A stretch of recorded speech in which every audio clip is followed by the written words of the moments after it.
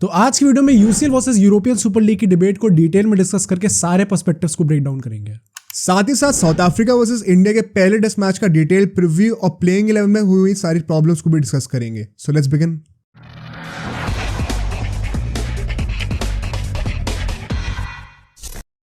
So before we start the podcast, सबसे पहले तो भाई सबको मैरी क्रिसमस। मेरी हमने क्रिसमस तो भाई काफी अच्छे से मनाया। आई होप तुम लोगों ने भी काफी अच्छे से मनाया होगा। अब तो रात हो गई है वैसे वहां पे हमारा, हम इस वक्त हम लोग सेलिब्रेट कर रहे होंगे, रिलीज होगा जब शूट कर रहे होंगे, right. But now let's come to the European super league. And अगर हम पहले इसकी बात करें तो पहली बात तो ये चीज अभी स्टार्ट नहीं हुई, ये 2 साल पहले स्टार्ट हुई थी। आई रिमेंबर जब 2 साल पहले स्टार्ट हुआ था, मैं शायद फर्स्ट ईयर कॉलेज में था और उस टाइम पे इतना ज्यादा हल्ला हो गया था कि रात भर सारे लोग जगे हुए थे। मेरे सारे दोस्त रात भर जगे हुए थे। क्यों? हम लोग यही डिस्कस कर रहे थे क्योंकि लगातार नई नई चीजें आ रही थी। एंड उस टाइम पे बहुत नई चीज थी ना कि यूसीएल खत्म होने वाला है। एंड टाइम भी फर्स्ट ईयर में वेले ही होते हैं भाई सब। तो टाइम भी बहुत ज्यादा था उस टाइम पे। तो हम पूरे टाइम यही डिस्कस कर रहे थे कि इसके क्या प्रोज है क्या कॉन्स है। And with in the first 24 hours ये चीज फॉल अपार्ट हो गई थी। एंड देन केस वेस हो गया था, यूएफए का, फीफा का केस कर दिया था अपना रियल मैड्रिड बार्सिलोना पे। एक टाइम पे ये बात चल रही थी कि इनको यूसीएल से हटा देंगे। बट उसके बाद से काफ़ी चीज़ें हुई हैं। एंड अभी जब हियरिंग की प्रॉपरली जब निकल के आया कि क्या कोर्ट की स्टेटमेंट है फाइनली, एक हफ्ते पहले मुझे पता चल गया था कि इस दिन पे आने वाली है। 2-3 दिन पहले आई है, जिनको नहीं पता अभी तक। मतलब इसको ना हम लोग बेसिकली पूरा एक स्ट्रक्चर्ड तरीके से अप्रोच करेंगे, बिकॉज अब क्योंकि इस चीज़ को 3-4 दिन हो चुके हैं तो काफ़ी सारे लोगों ने काफ़ी ओपिनियंस दिए। इस पॉडकास्ट का पर्पस क्या होने वाला है कि अगर आप इस पॉडकास्ट पे ये टॉपिक देखने के लिए आ रहे हो तो अभी तक ईएसएल वर्सेस यूसीएल जो भी टॉपिक चल रहा है, जितने पॉसिबल पर्सपेक्टिव्स हैं ना, सारे ब्रेक डाउन करेंगे। आज पूरा टाइम लेंगे भाई, आधे 1 घंटा पूरा टाइम है हमारे पास। ये वीडियो के बाद आपको और कुछ देखने की जरूरत नहीं पड़ेगी। मतलब जितने पॉसिबल आर्ग्यूमेंट्स हो सकते हैं, कॉन्स क्या है, प्रोज क्या है, सब डिस्कस करेंगे, बट एक स्ट्रक्चर्ड वे में चलेंगे। पहली बात तो हाँ, एज यू वर सेइंग, मतलब लिसनर्स को पहले ये समझा दो कि क्यों एकदम से दोबारा इस चीज़ का डिस्कशन शुरू हुआ है आफ्टर 2 years, राइट। तो क्या बैकग्राउंड स्टोरी? 2 साल से ये चीज़ कोर्ट में ही थी। बेसिकली फीफा और यूएफए ने केस कर दिया था मैड्रिड बार्सिलोना पे। एंड इनफैक्ट जितने क्लब्स इन्वॉल्व थे, बट वो क्लब्स काफ़ी डरपोक थे, उन लोगों ने पहले बैकआउट कर लिया था। तो फाइनली यूवेंटस, बार्सिलोना और रियल मैड्रिड ही बचे थे इस केस के अंदर। अपेरेंटली मतलब केस कुछ ऐसा करा था, ये फीफा और यूएफए दोनों ने करा था। हाँ, कुछ ऐसा। एक तो फीफा क्यों घुसा हुआ है बीच में? उनका भी वो है ना, मार्जिन तो उनका भी निकलता है अल्टीमेटली। यूएफए देती है उनको कुछ ना कुछ तो देते ही होंगे भाई। चलो जो भी है। तो बेसिकली इन्होंने केस अपेरेंटली कुछ ऐसा किया था कि अगर किसी क्लब ने छोड़ा अपना डोमेस्टिक लीग या फिर यूसीएल और किसी और टूर्नामेंट में गए तो उन्हें खेलने से बैन कर दिया जाएगा यूसीएल और डोमेस्टिक लीग्स में। तो फिर कोर्ट ने अब फाइनली ऐसा कहा कि भाई ये गुंडागर्दी नहीं चल सकती, इलीगल है ये चीज, इलीगल है। कि ऐसे ही नहीं कि आपका जो मन की हम बैन ही कर देंगे, आपको आप रोक नहीं सकते। बिकॉज ये अगर एक नई लीग आ रही है तो इसका मतलब है कि मार्केट में फेयर कंपटीशन हो रहा है, मोनोपोली नहीं हो रही है, राइट। तो मतलब ये इकोनॉमिकली अगर मैं आपको समझाऊं तो इसका पॉइंट ऑफ व्यू यही था जो कि कोर्ट ने बोला है कि भाई मार्केट में कंपेटिटर्स तो आने ही पड़ेंगे ना। एक एज अ कस्टमर आपके लिए बेस्ट चॉइस कब आती है? जब आपके पास 10 ऑप्शन है और वो 10 आपस में compete कर रहे हैं कि आपको बेस्ट प्रोडक्ट दे सके। अगर मान लो सिर्फ मैं अकेला सेलर हूँ मार्केट में, तो मुझे किसी का डर ही नहीं है किसी कंपेटिटर का, तो मैं किसी भी क्वालिटी का प्रोडक्ट बेच दूंगा। पर जब ऑप्शन ही है क्या, जब मुझे पता है कि भाई मेरे बगल वाला मेरे से सस्ता और बेटर क्वालिटी में बेचेगा तो मुझे अपना प्रोडक्ट इंप्रूव भी करना पड़ेगा, राइट। तो in the pursuit of fair competition court ने कहा है कि ये चीज़ एकदम इलीगल है, ये अलाउड नहीं है। तो अब क्योंकि कोर्ट ने ऐसा बोल दिया है तो एकदम से दोबारा हुआ चालू हो गया कि भाई ये लीगल हो गया है, तो अब हम इसके बारे में सोच सकते हैं। फर्स्टली, डोंट यू थिंक ये जो बार्सिलोना और रियल मैड्रिड ने जो स्टेटमेंट्स दिए हैं, I am a Barca fan, you are a real Madrid fan, ठीक है, बट जिस टाइप के स्टेटमेंट्स दिए हैं स्पेशली पेरेज ने कि हम रिमाइंड कराना है कि मैड्रिड को आना नहीं कौन है, सुनने में बहुत ही एकदम ओजी टाइप के लगते हैं, गॉडफादर गैंगस्टर वाइब्स आ रही हैं और इसकी रील बड़ी अच्छी बन रही है, बट कुछ ज्यादा ही नहीं बोल रहे। मतलब इतना कुछ हुआ नहीं है जितना ये बकवास कर रहे हैं लोग। मतलब आई थिंक कि see first of all I think ये लोग जो भी बोल रहे हैं ना, they have something very big in mind. ये जो इनका इनफैक्ट अभी मतलब विल डिस्कस लेटर ऑन कि कैसे ये चीज़ रिजेक्ट कर रहे हैं सारे क्लब्स, बट आई थिंक कि इट इज, वो भी ड्रामा है वैसे काइंड ऑफ। हाँ ड्रामा तो है, but I think they very well new कि ये चीज़ होने वाली है। एंड जब ये सुपर लीग अनाउंस हुई थी ना, तब जब with in 24 hours cheese fall apart हो गई थी, तब भी मेरे दिमाग में ये चीज़ थी कि ऐसा हो ही नहीं सकता कि ये लोग ऐसा अनाउंस कर रहे हैं और इन्हें पता ना हो कि ये चीज़ फेल होगी। सब प्लान्ड है, सब प्लान्ड है, सब कॉन्स्पिरेसी चल रही है पूरी, अभी समझाएंगे पूरी। एग्जैक्टली, सब पता था और सब प्लान्ड है। तो इन लोगों ने जो अल्टीमेटली बोला, ये जो रियान बर्ड ने भी खुल के आके चीज़ बोली है, क्रेडिट टू लापोर्टा, क्योंकि काफ़ी लोगों को समझ में आ नहीं रही थी चीज़, उसने इंग्लिश में समझाई है। हाँ। तो वो चीज़ काफ़ी अच्छी थी। उसने प्रॉपर्ली समझाया कि क्यों ये लोग चीज़ ला रहे हैं इस चीज़ को, इसके फ़ायदा क्या है, नुकसान क्या है, यूएफए क्या क्या नौटंकी कर रहा है। सी आई थिंक कि they are going all out now. मतलब उनको अब लग नहीं रहा कि कुछ भी होल्ड बैक करना चाहिए हमें, क्योंकि अब लीगली अप्रूव हो चुका है, तो we can go all out. पर पॉइंट ये है कि लीगली सिर्फ ये बोला गया कि आप कंपटीशन नहीं रोक सकते, लीगली ईएसएल को अप्रूव नहीं करा गया। हाँ, राइट। तो पॉइंट मेरा वही है कि जितना बोला जा रहा है इतना कुछ हुआ नहीं है अभी, but in the grander scheme of things ये बहुत बड़ी चीज़ है। हाँ। तो मे बी उस पर्सपेक्टिव से लोग इतना बोल रहे हैं, ये हम लोग अज्यूम कर सकते हैं यहाँ पे। बट अब तो देखो बात हो गई कि इन लोगों को लीगली अप्रूव कर दिया गया to come up as a competitor, ठीक है, यहाँ तक बात हमारी क्लियर हो गई है, सारे लिसनर्स को आई होप समझ में आ गया होगा। Now going forward to the next step, हम देखते हैं कि ओरिजिनली काफ़ी सारे क्लब्स ने साइन अप करा था, 12 क्लब्स थे शायद। हाँ, जो लेगेसी क्लब्स थे 12, इसमें से 2 थे ला लीगा के, 6 थे अपने जो टॉप 6 अपना प्रीमियर लीग के जो होते हैं, आई थिंक 2 थे सीरिया के। हाँ, राइट। और कितने थे? आई थिंक 2 सीरियस है शायद, उसमें पोर्चुगीज लीग से 1-2 थे, पोर्टो एंड नहीं, बुंडेसलीगा वो बुंडेसलीगा में नहीं करा था, बायर्न ने मना कर दिया था। अच्छा, हाँ, पीएसजी ने भी मना कर दिया था। अपना सीरिया से इंटर एसी थे, बस 2 ही थे। इंटर एसी मिलान थे एंड यूवेंटस ऑब्वियसली। यूवेंटस, हाँ, तो 3 हो गए ना। हाँ, 3, राइट। उसमें एटलेटिको मैड्रिड थी शायद। अच्छा, ओके। तो 3 ला लीगा से, 3 सीरिया से और 6 अपने प्रीमियर लीग से, ये 12 थे total if I am not wrong. हाँ, तो अब ये एज यू सेड ये एकदम से पलट गए, एंड ऐसा हो नहीं सकता कि ये प्लान ना हो। Where should we exactly start this debate ताकि लिसनर्स को भी एकदम पूरा स्ट्रक्चर तरीके से समझ में आए? एक तो I think we should start by telling them कि सुपर लीग है क्या एक्चुअली। हाँ, सो बेसिकली सुपर लीग जो है, इट इज़ नॉट लाइक ये यूसीएल के साइड बाय साइड चलेगा, ये ला इसलिए रहे ताकि यूसीएल को रिप्लेस करा जा सके। इसमें भी एक कैच है, जो लोग ये चीज़ फैला रहे हैं कि ये साइड बाय साइड नहीं चल सकता इन प्रिंसिपल, वो भी गलत है। ओके, साइड बाय साइड चल सकता है लेकिन प्रैक्टिकली पॉसिबल नहीं है। हाँ, मतलब क्योंकि मैचेस बहुत ज़्यादा हो जाएंगे, बहुत ज़्यादा हो जाएंगे, और क्लब्स कहाँ खेलेंगे अगर मैचेस क्लैश हो रहे होंगे। मान लो वेंसडे को यूसीएल का भी मैच है और ईएसएल का भी मैच है। हाँ, तो ऐसा नहीं है, लीगली दोनों कोएग्जिस्ट कर सकते हैं। कोर्ट ने यही बोला है कि कंपेटिटर आ रहा है। कंपेटिटर का मतलब ये नहीं है कि जो पहले का था उसको हटा दिया, वरना तो फिर दोबारा मोनोपोली बन गई ना।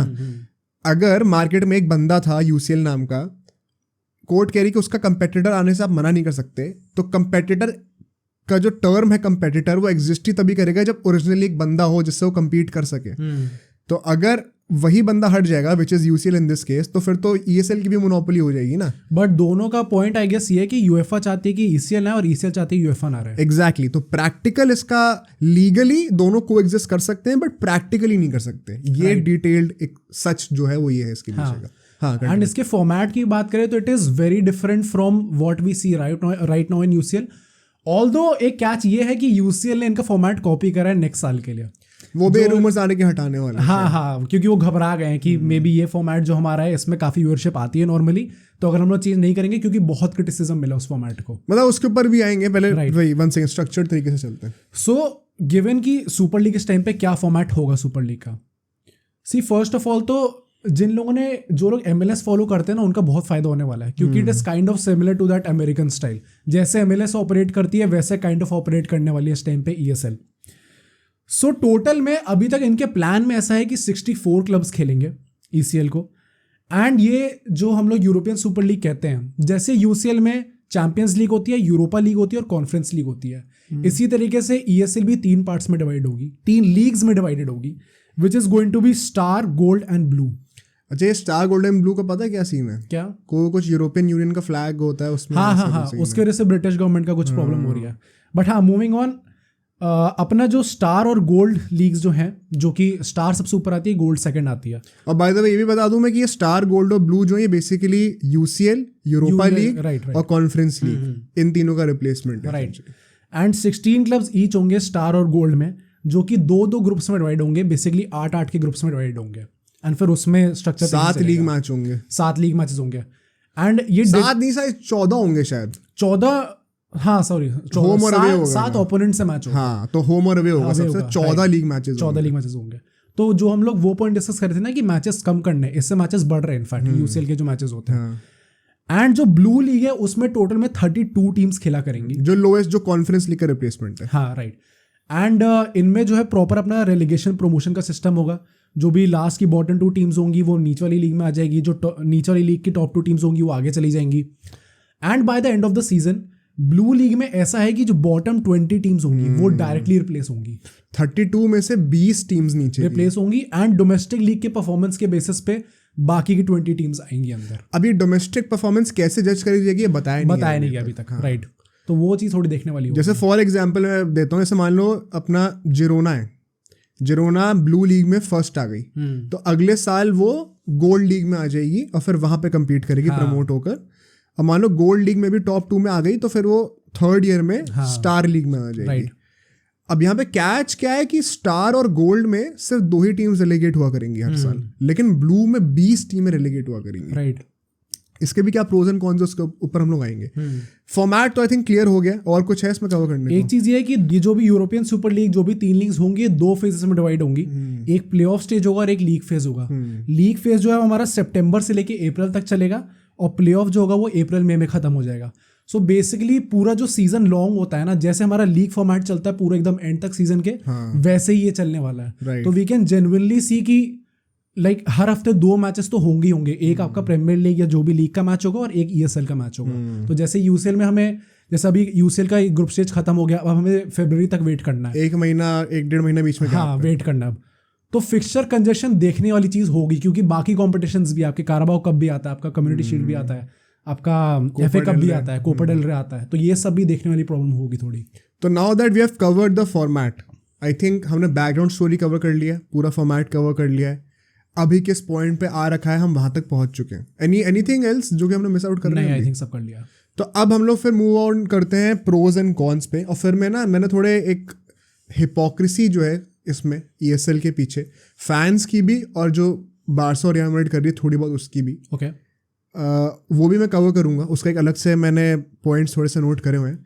But let's start with the pros first. और यहाँ पे जो हम प्रोज डिस्कस करेंगे उन्हीं का थोड़ा बहुत काउंटर आर्गुमेंट हमारे कॉन्स में भी होगा, हाँ। और जो कॉन्स है उनका काउंटर आर्गुमेंट प्रोज में मिल जाएगा।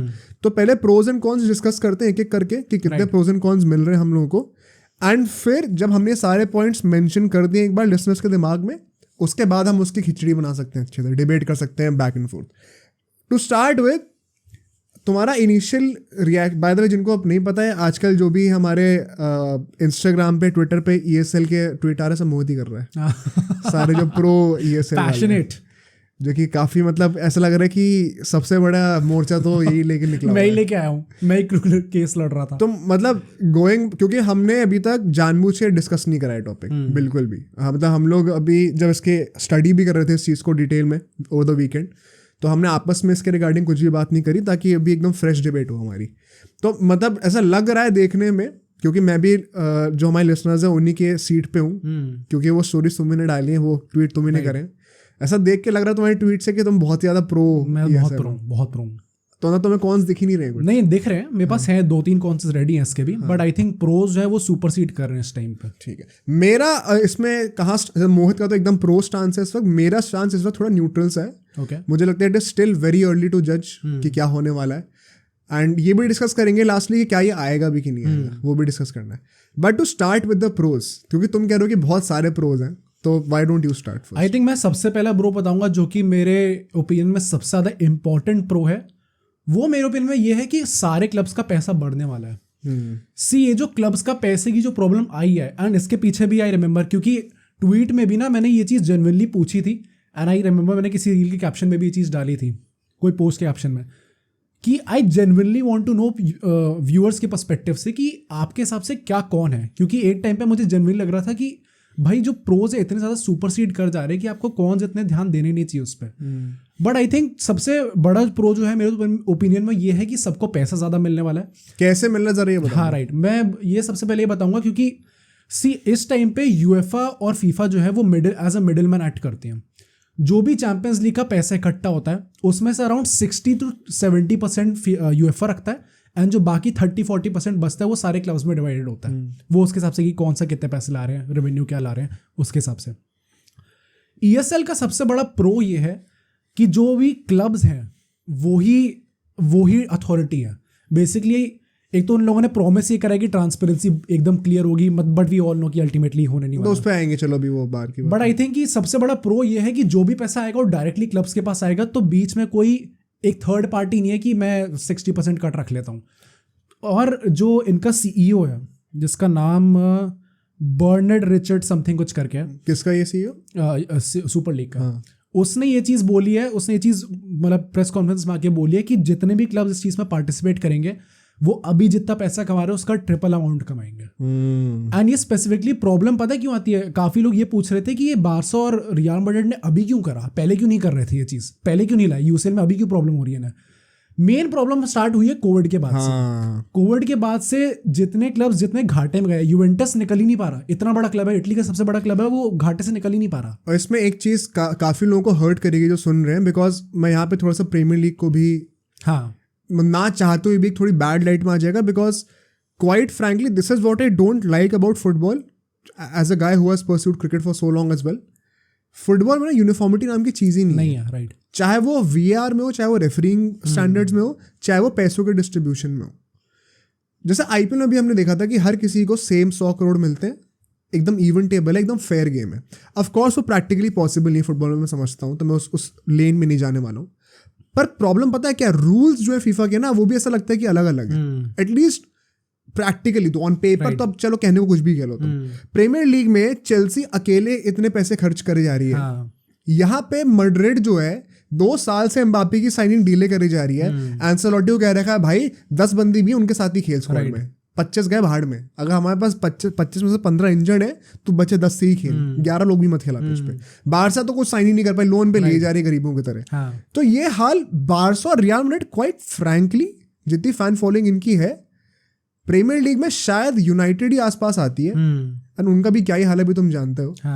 Of course premier league overall league बहुत बेटर है इस वक्त, बट जो स्टार पावर है ना वो इन दोनों क्लब्स की अलग लेवल पे है। और यही दोनों क्लब्स इतना सफर कर रहे हैं, प्लस यूवेंटस का एग्जांपल ले लो।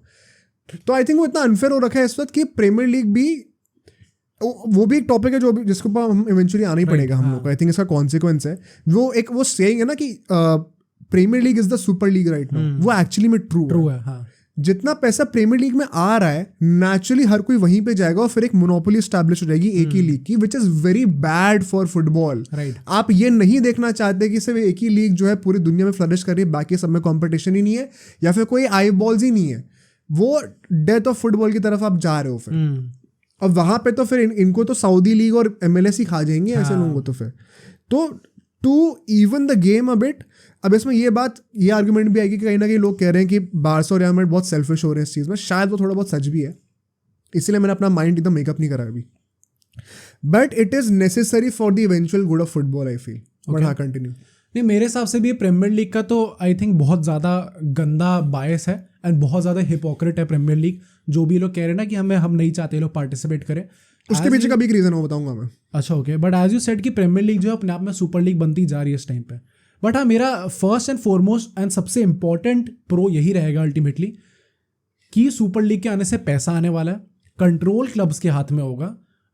बेसिकली मैं जो टिक मार्क्स मैंने ट्वीट भी करा था कि सुपर लीग के आने से क्लब्स को क्या क्या फ़ायदे होने वाले हैं। आप कंट्रोल में आओगे, मेन कंट्रोल आपके पास रहेगा, पैसा आपके पास अल्टीमेटली आएगा। इसके साथ आपको क्या चाहिए? ये 2 चीज़ें तो चलती हैं फुटबॉल में। इसके थ्रू आप अपना क्लब चला सकते हैं। अलग से आप डिविडेंड्स डिवाइड करके किस चीज़ में कितना पैसा डालना है उसके हिसाब से वो आपका it is according to you कि आप कितने स्मार्ट हो, कि आप कितने अच्छे से क्लब रन कर सकते हो। बट एकदम बेस पे जाएं तो it is about control and it is about money. जो दोनों चीज़ें ESL उतना ज़्यादा नहीं प्रोवाइड कर रही है अगर आपको लग रहा है, बट UEFA से लाख गुना ज़्यादा प्रोवाइड कर रही है। पर यहाँ पे मेरे एक प्रॉब्लम है, जिस तरीके से लोग इस चीज़ को बेसिकली स्टेट करते हैं, जो कि तुमने भी कहा। बेसिकली हमारा पहला प्रो यही था कि जो गवर्नेंस की पावर है अभी वो UEFA के पास थी, अब वो क्लब्स के हाथों में ही आ रही है।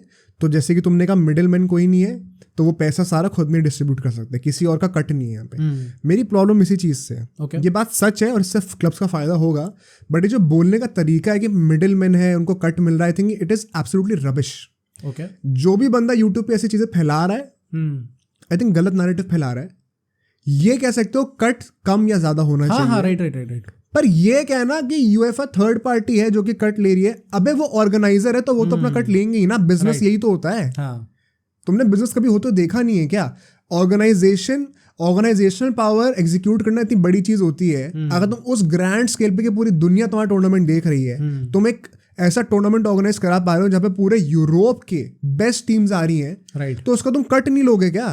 वो कट नहीं, वो तुम्हारा हक है। राइट, अब वो है कि वो उसको ट्रांसपेरेंटली दिखाओ, थोड़ा क्लब्स के साथ ज्यादा शेयर करो, इतना सेल्फिश मत हो, वो आर्ग्यूमेंट्स एकदम परफेक्ट हैं। बट जो बंदा इस चीज को इस तरीके से पुट कर रहा है कि भाई वो तो थर्ड पार्टी है, अबे थर्ड पार्टी नहीं, फर्स्ट पार्टी है वो, क्योंकि उसी का टूर्नामेंट हो रहा है और किसी का टूर्नामेंट नहीं हो रहा। सेकंड और थर्ड पार्टी ये क्लब्स हैं जो खेलने आ रही है वहां पे, जिनको खेलने का मौका मिल रहा है। यूएफए ने ही तो ऑर्गेनाइज कराया है। तुम मुझे अपने बिजनेस में मुझे थर्ड पार्टी बोल रहे हो, ये वो वाली बात हो गई है। ओके, तो ये तो बोलने का तरीका ही बहुत गलत है, पहली बात तो। I have not seen a single person talk about this point in this way.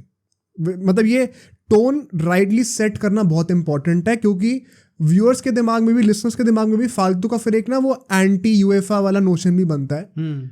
सही रीजंस के लिए वो नोशन बनाना सही है, लेकिन ये सही रीजन नहीं है। ओके, भाई उनका बिजनेस है तो वो तो अपना हिस्सा तो लेंगे ही। तो हाँ, but now moving forward to the next pro.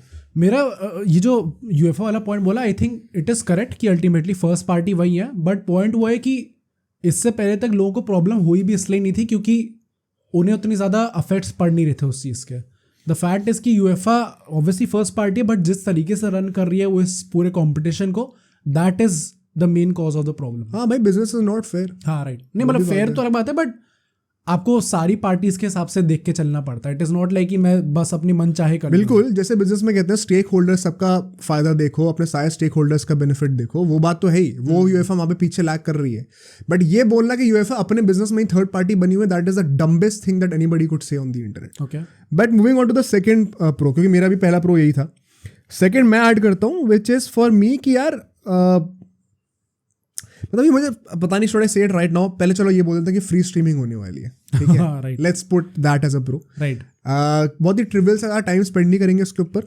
Basically Madrid और बार्सा ने ये कहा है कि जितने भी मैचेस हुआ करेंगे ESL के, वो फ्री स्ट्रीम करे जाएंगे। कुछ अपना वो क्या यूनाइट क्या है उसका, किसका, वो जिस प्लेटफॉर्म पे होने वाला है, यूनी को पता नहीं क्या है भाई, यूनिसेफ पता नहीं क्या है भाई, क्या ही बोल रहा हूँ मैं, कुछ यूनाइटेड या ऐसे करे कुछ ही है, कुछ समथिंग लाइक दैट। तो उस प्लेटफॉर्म पे फ्री स्ट्रीमिंग हुआ करेगी। Do you think this is actually going to happen? See free streaming होगी तो है स्टार्टिंग में, वो मैं गारंटीड हूँ एकदम की होगी। ये प्रॉपर अपनी वही अंबानी स्ट्रैटेजी है कि स्टार्टिंग में ये कराई इसलिए क्योंकि उन्हें पता होगा कि बैकलैश मिलने वाला है, बट मेजर फैंस सपोर्ट आप कैसे ले सकते हो कि उनको फ्री में स्ट्रीम करवा दो, जिसके लिए लोग इतना स्ट्रगल करते हैं इस टाइम पे। हम लोग जो यूट्यूबर्स हैं वो भी स्ट्रगल करते हैं इस चीज़ में कि हमें कहाँ पे देखने को मिल रहा है मैचेस। मैंने ऐसा सुना है कि अपेरेंटली, जैसे अभी मेरा एक स्कूल का भी दोस्त है, वो भी लंदन में पढ़ के आया था, तो internet is not that cheap there. Okay, Jio ने जेन्युइनली, भाई यूट्यूब पे क्यों आधी से ज़्यादा जनता इंडिया की है, स्पीड वगैरह क्यों इंडिया की तरफ मुड़ गए एकदम से? क्योंकि इंडिया में हर किसी के पास इंटरनेट है और बहुत सस्ते रेट पे, 1-1.5 GB दिन का मिल रहा होता है जियो के थ्रू। 300-400 रुपये महीने का दो, 1.5 GB दिन का फ्री।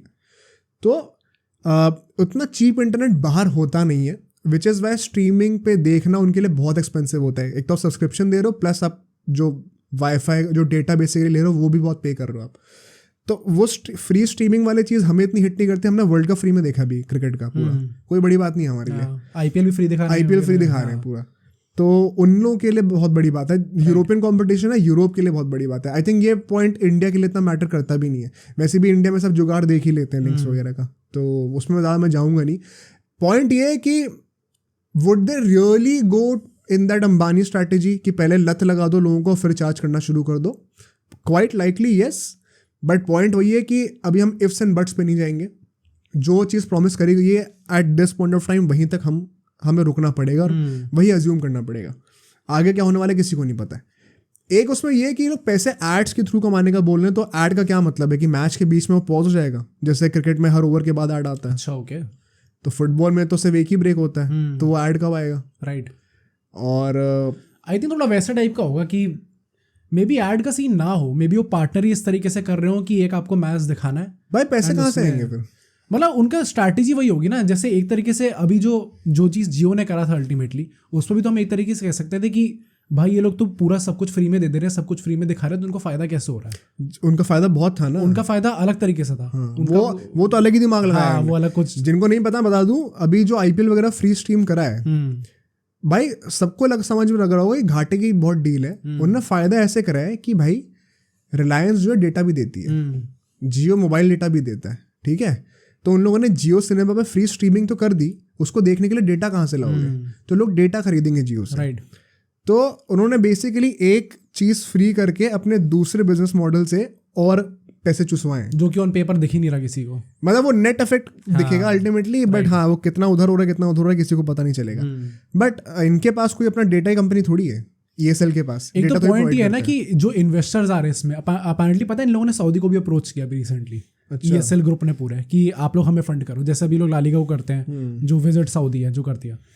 मतलब it remains to be seen कि अल्टीमेटली डील होती है नहीं होती, बट कुछ ऐसा है कि जो कंपनी, जो मेन कंपनी जो इसमें इन्वेस्ट कर रही है, A22 समथिंग करके उसका नाम है, वो कुछ 6-7 बिलियन इन्वेस्ट करने को रेडी है इसमें।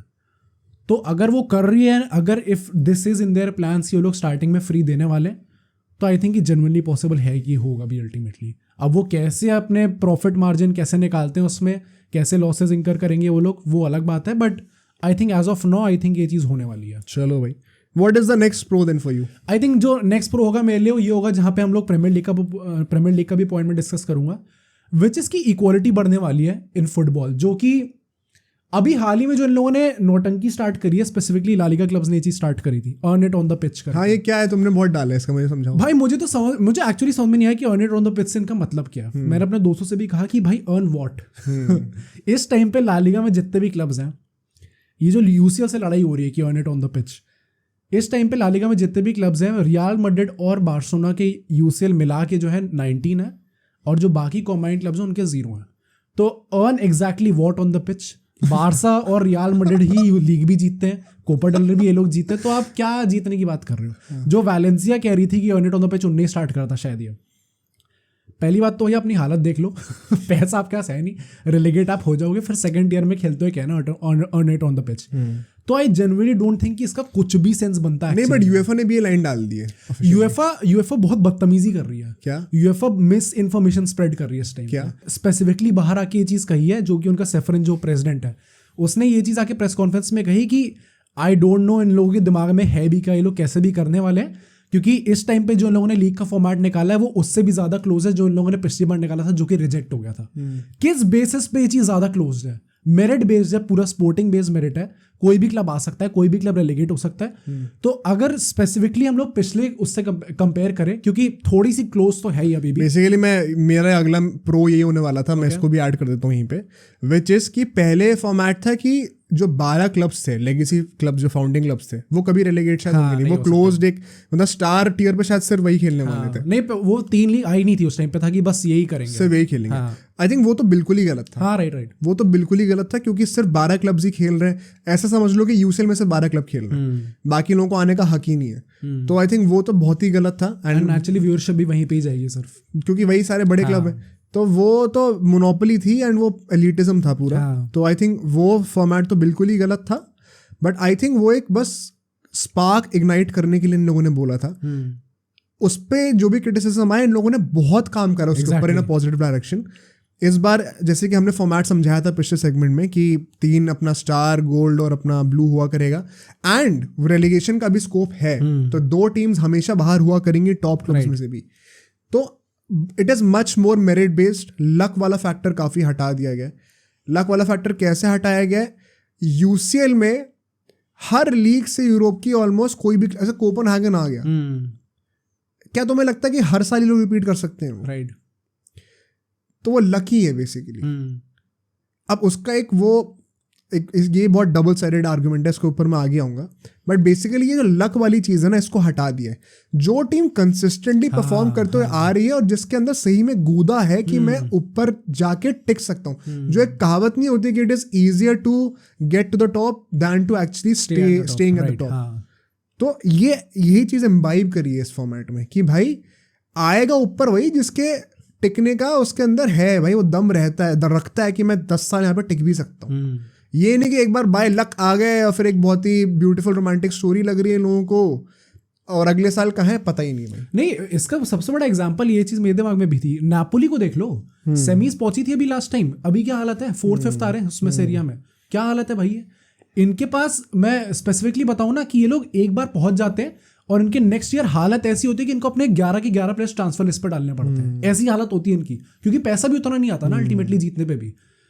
तो ये जो भी रिस्क टू रिवॉर्ड रेशो है इनका अल्टीमेटली कि मैं इतनी आगे जाऊंगा तो, पर अगले साल उसके क्या इंप्लीकेशंस होने वाले हैं। अगले साल तो क्लब बचता ही नहीं है भाई, कुछ करने की हालत में ही नहीं होता। हाँ, मतलब मेरा भी जो लास्ट जो प्रो मेरा यही था, वो इसी का एक्सटेंशन एक है कि मैं कोपेनहेगन को एग्जांपल लूँ। अभी जो भी होगा राउंड ऑफ 16 में देखा जाएगा, बट बेसिकली ये जो स्टोरीज हैं कोपेनहेगन जैसी हो गई। अभी हमने कुछ टाइम पहले एक और किसी क्लब को देखा था भाई, मैं नाम भूल रहा हूँ रिसेंटली। मतलब हर साल कोई ना कोई ऐसे होता ना अंडरडॉग क्लब आ ही जाता है ऊपर तक, क्योंकि फॉर्मेट ऐसा होता है। उसके बाद से आयक्स को ही ले लो, आयक्स का चलो फिर भी हिस्ट्री रही है काफ़ी, बट जैसे क्योंकि अब केस इन पॉइंट कोपेनहेगन ही ज़्यादा है सब लोगों के लिए फ्रेश है दिमाग में, इसलिए उसकी बात करता हूँ। कोपेनहेगन अभी पहुँच गई, अगले साल मोस्ट लाइकली नहीं पहुँचेगी यहाँ तक। तो वो लोग कहेंगे कि यार ऐसी स्टोरीज हमें कभी देखने को मिलेंगी नहीं, अंडरडॉग स्टोरीज। पॉइंट ये है कि आप क्या चाहते हो, कि लक बेस्ड हो या मेरिट बेस्ड हो। इन एन आइडियल वर्ल्ड हमेशा मेरिट बेस्ड होना चाहिए ना, राइट। तभी तो कोटा सिस्टम को लेके इंडिया में इतनी लड़ाई होती है कि वो मेरिट बेस्ड है, लक बेस्ड है, जो भी उसके ऊपर चलो वो तो कॉन्ट्रोवर्शियल चीज़ है, उसके ऊपर मैं नहीं जाऊँगा। बट बेसिकली यहाँ पे क्या करा है, जिसके ऊपर मेरिट है जेन्युइनली टिकने का ऊपर टॉप मोस्ट लेवल पे, वही कंसिस्टेंटली आता रहेगा। तुम्हारे बस की नहीं है तो तुम अपने आप रेलीगेट हो जाओगे। बट यूसीएल में क्योंकि वो होता है कि मोर रिप्रेजेंटेशन ऑफ लीग्स, इससे इस लीग से 3-4 क्लब उठाने, इससे उठाने, तो हर कोई पहुंच जाता है।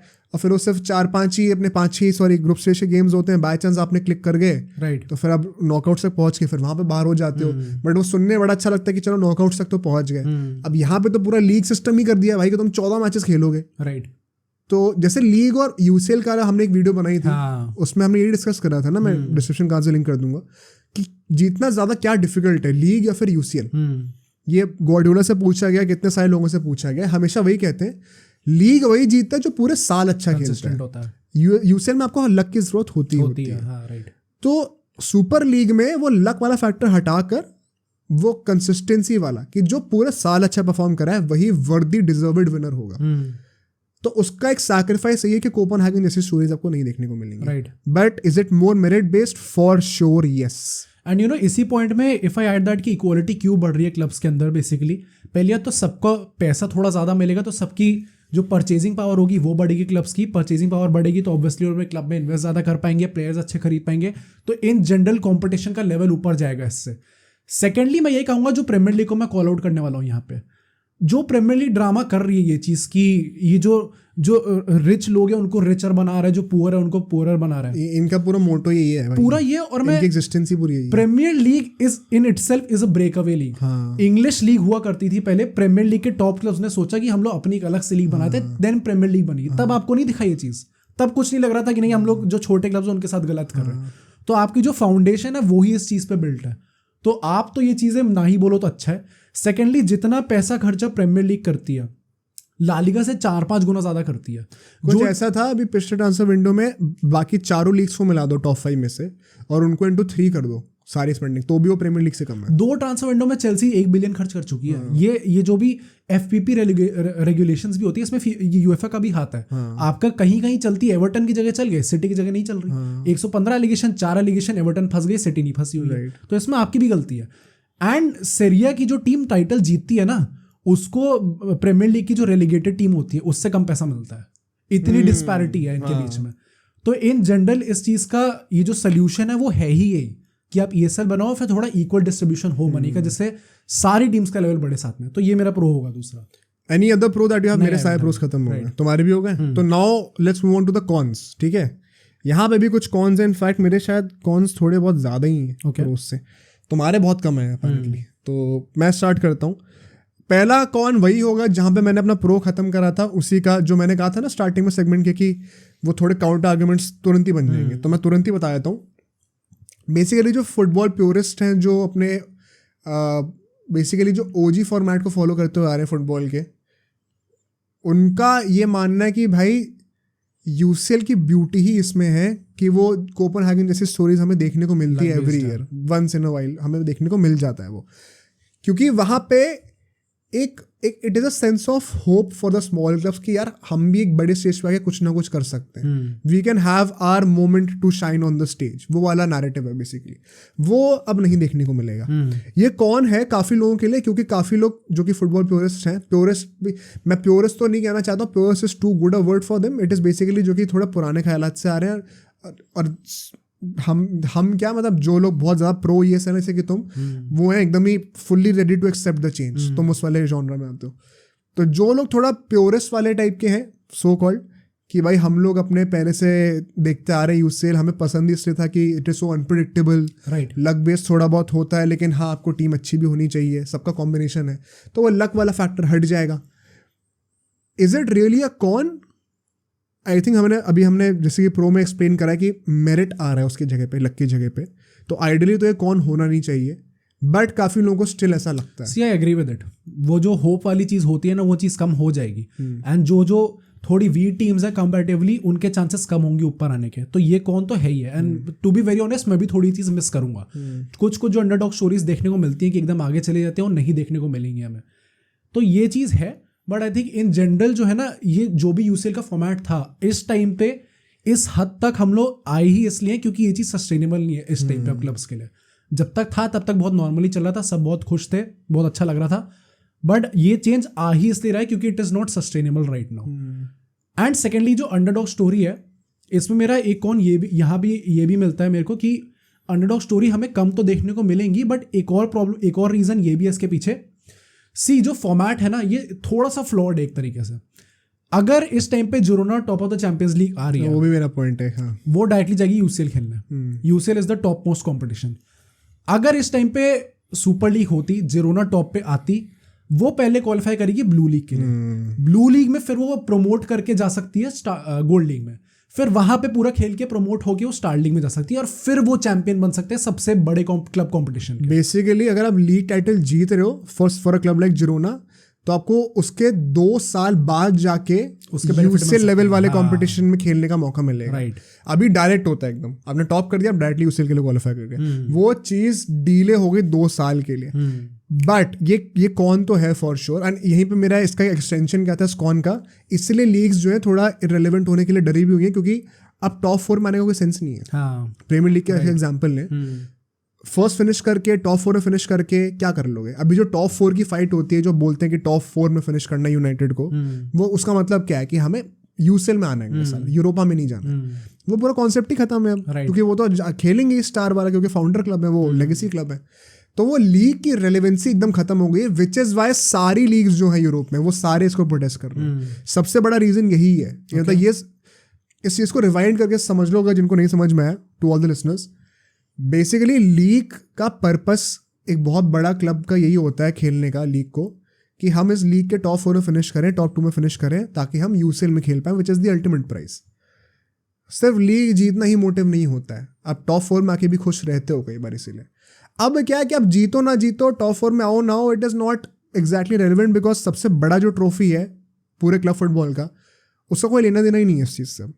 तो वो लीग की रेलेवेंसी डायरेक्टली इंपैक्ट हो रही है उस चक्कर में, ओके, विच इज़ वाई सारी लीग्स अपोज कर रही हैं इस चीज़ को। बिकॉज जो ईएसएल का नया जो इनने बात करी है लेकर, वो है कि हम लोग सारे लीग्स के साथ काम करना चाहते हैं, कोऑपरेशन में काम करना चाहते हैं। हमारी दुश्मनी यूसीएल से, डोमेस्टिक लीग से नहीं है, वो सब को एग्जिस्ट करेंगी।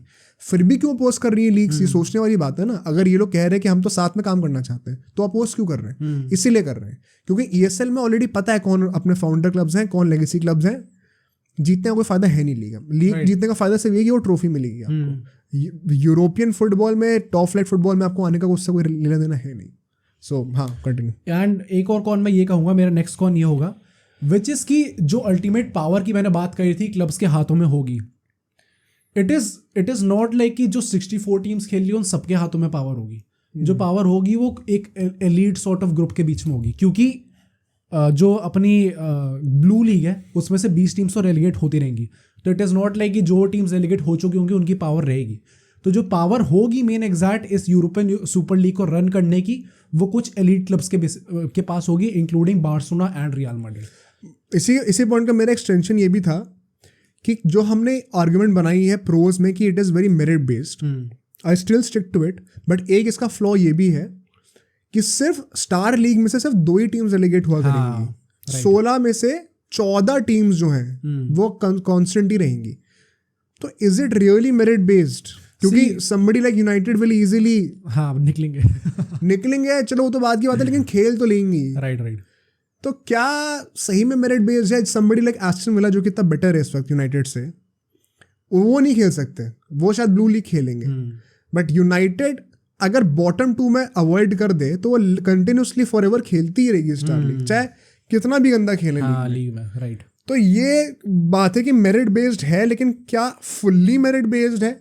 आई थिंक वो फॉर्मेट में थोड़ी इंप्रूवमेंट्स आएंगे तो बेटर हो जाएगा। मे बी बेटर हो जाए, बट आई थिंक यहीं पे एक इन लोगों ने दिमाग यही लगाया है कि इनको ऑन पेपर ये चीज़ दिखानी भी है कि it is merit based, but अगर ये चीज़ एकदम ओपन हो जाती है तो कहीं ना कहीं वो जो एसेंस है सुपर लीग की, कि हमें पैसा लाना है अंदर, कि एकदम फ्लैशी क्लब्स यहाँ पे रेगुलरली एक दूसरे के साथ खेलने वाले हैं, वो चीज़ कम हो जाएगी फिर उससे। तो इनका पॉइंट ही शायद यही है कि see in principle it is merit based, but अगर आप एक्चुअली डिटेल में जाके देखो तो है मेरिट बेस्ड, बट थोड़ा कम है, उस लेवल का नहीं जितना यूसीएल है। But this is not something which can not be improved. हाँ, अभी हम जो प्रोज बता रहे हैं ना, वो तो प्रोज रहेंगे ही रहेंगे, बिकॉज फॉर्मेट इससे अब इम्प्रूव ही होगा, इससे नीचे नहीं जाएगा। जो हम कौन सा डिस्कस कर रहे हैं ना, ये हो सकता है कि हट जाए अगर फॉर्मेट थोड़ा इम्प्रूव हो जाए। तो प्रोज तो रहेंगे ही, साथ के साथ कौन शायद फ्यूचर में कम भी हो सकते हैं अगर फॉर्मेट को अच्छे तरीके से इंप्लीमेंट करा जाए। तो आई थिंक ESL के फायदे में ये एक ओवरऑल पूरी चीज़ एक बहुत उनको मतलब फायदा मिलता है इस चीज़ का एज अपोज टू UCL। 2 मेरे कॉन्स और हैं, बहुत जल्दी बताता हूँ। Do you have any other cons? So पहला मेरा कॉन ये कि लोगों का आर्गुमेंट ये भी आ रहा है कि जो बड़े मैचेस हैं इनकी वैल्यू कम हो जाएगी, बिकॉज हमें बहुत फ्रीक्वेंटली देखने को मिलेंगे। Firstly what is your opinion on that? See I think it is totally opinion based, बहुत सब्जेक्टिव चीज़ है ये, किसी के लिए होगा किसी के लिए नहीं होगा। पर्सनली मेरे लिए नहीं होगा। मुझे देखना है लिवरपूल वर्सेस मैड्रिड हर दूसरे दिन, हर वीकेंड। मुझे हर साल ये फिक्सचर देखना है। मुझे हर साल देखना है कि अलग अलग लीग से टॉप टीम्स आपस में भिड़ रही है रेगुलर बेसिस पे। I want to see that. तो पर्सनली मेरे लिए ये चीज़ कम नहीं होने वाली। एंड इसका पॉइंट ही है, आई थिंक कि लोग कह रहे हैं कि कम हो जाएगा, उतना मज़ा नहीं आएगा, बट जब हो रहे होंगे ना मैचेस तो आई थिंक सब देखने वाले हैं। मैंने काफ़ी आर्टिकल्स पढ़े, काफ़ी वीडियोस देखी इस चीज़ के ऊपर, और इसके सिर्फ 2 ही आंसर मैंने देखे हर किसी से, चाहे वो वीडियो चाहे आर्टिकल हो।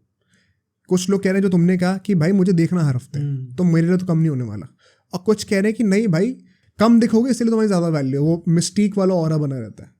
आई थिंक ये दोनों ही गलत आंसर्स हैं। ओके, बिकॉज दोनों ही सही आंसर्स हैं इन द सेंस कि दोनों ही फैक्टर्स को एग्जिस्ट करते हैं, and you can not turn a blind eye to one factor and favour the other. Okay, इसका मतलब क्या है? बहुत कॉम्प्लिकेटेड चीज़ मैंने बोल दी, इसको आसान भाषा में समझाता हूँ।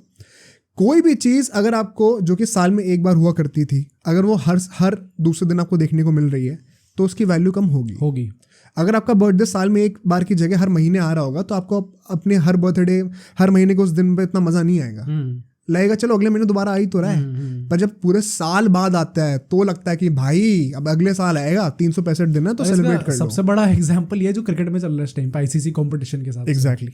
दूसरा पार्ट इसका ये है कि भाई जो लोग कह रहे हैं कि नहीं भाई लेकिन मुझे देखना तो है ही, वो भी सही है। क्यों? तुम खुद बताओ, तुम अपना वैलेंसिया वर्सेस जिरोना देखना चाहते हो? क्योंकि फुटबॉल मैचेस तो हो ही रहे हैं, वेंसडे को फुटबॉल मैच तो होना ही होना है। अब तुम वो मैच वैलेंसिया वर्सेस जिरोना देखना चाहते हो, फिर बार्सा वर्सेस मैड्रिड देखना चाहते हो?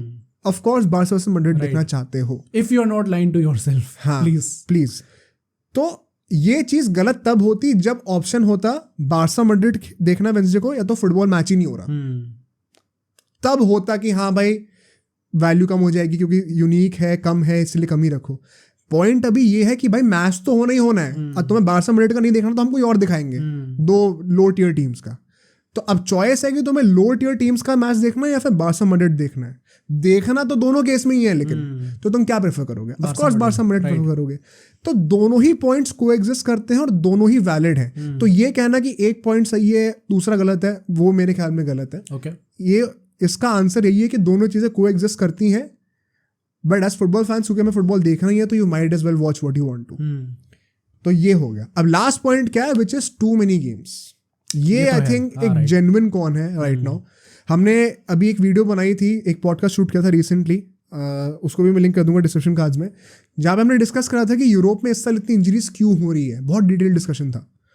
उसका एक बहुत बड़ा रीज़न यही है कि मैचेस बहुत हो रहे हैं। डू यू थिंक अभी जैसा हाल चल रहा है सारे क्लब्स का, ये तो और वर्सन हो जाएगा इसके साथ? ये सीन है एक्चुअली। हाँ, ये चीज़ मेरे दिमाग में क्यों नहीं आई भाई साहब। मैचेस तो बढ़ने वाले हैं इस टाइम पे, एंड ये जो अभी फॉर्मेट दिखाया था मैंने लीग फेज और प्ले ऑफ फेज का जो था, उस टाइम भी मैंने यही बोला था कि इसका प्रॉब्लम मतलब यही है कि आपके 2 मैचेस तो फिक्स्ड है हर हफ्ते के, विच इज़ एक आपका लीग का होगा और एक आपका यूरोपियन सुपर लीग का होगा, जो कि हम लोग यूसीएल में ऐसे देखते नहीं है। तो ये सीन तो है कि मैचेस बढ़ने वाले हैं। अब इसको कैसे फिक्स करेंगे ये लोग, it remains to be seen, क्योंकि मेरे दिमाग में इस टाइम पे कोई सोल्यूशन है नहीं। क्योंकि यूसीएल नहीं होता ना, उसके बाद भी हम लोग देख रहे हैं कि हफ्ते में 2 मैचेस हो रहे हैं कई बार। तो कैसे अब उस चीज़ को फिट करने वाले हो in the football calendar, it is very difficult. Why do you think domestic matches इतना बढ़ गए हैं? बिकॉज लीग का फॉर्मेट तो सेम ही है। ये कोविड के बाद से हमें लगा था 1 साल के लिए ज़्यादा मैचेस होंगे, क्योंकि बीच में 2-3 महीने कट गए थे लॉकडाउन के चलते हुए, बट उसके बाद से हम देख रहे हैं हर सीजन में इन लोगों ने बाकी कंपटीशन की फॉर्मेट अजीब कर दिया ना। अभी कोपा डेल रे का फॉर्मेट पता नहीं कितना राउंड से स्टार्ट हो रहा है, 32 समथिंग से। वो तो हमेशा से होता था। वो सुपर कप का चेंज हुआ है। सुपर कप में शायद और टीम्स इन्वॉल्व हो गई हैं, तो उन्हें मैचेस पहले से एक ही मैच हुआ करता था। तो अगर आप हर चीज़ को एक्सटेंडेड कॉम्पिटिशन बना रहे हो, जैसे अब एक अच्छी चीज़ इन लोगों ने ये करी कि क्लब फुटबॉल जो है वो हर 4 साल में होगा। अब it is not going to be बना दिया पूरा लंबा, पर वो बड़ा कॉम्पिटिशन। भाई मैं बताऊं, football is going down the ICC route right now, कि हर ट्रॉफी की वैल्यू बढ़ाने के ट्राई कर रहे हैं। राइट, ये फीफा ने करा है ना जान के, क्योंकि हमारा सिर्फ फीफा वर्ल्ड कप होता है, हमें फीफा क्लब वर्ल्ड कप की भी वैल्यू बढ़ानी है, क्योंकि यूएफए से भी कम्पीट करना है। हमें अपना पैसा चाहिए। आईसीसी बेवकूफ इसलिए क्योंकि सर वही एक है और वो फिर भी बढ़ाई जा रही है।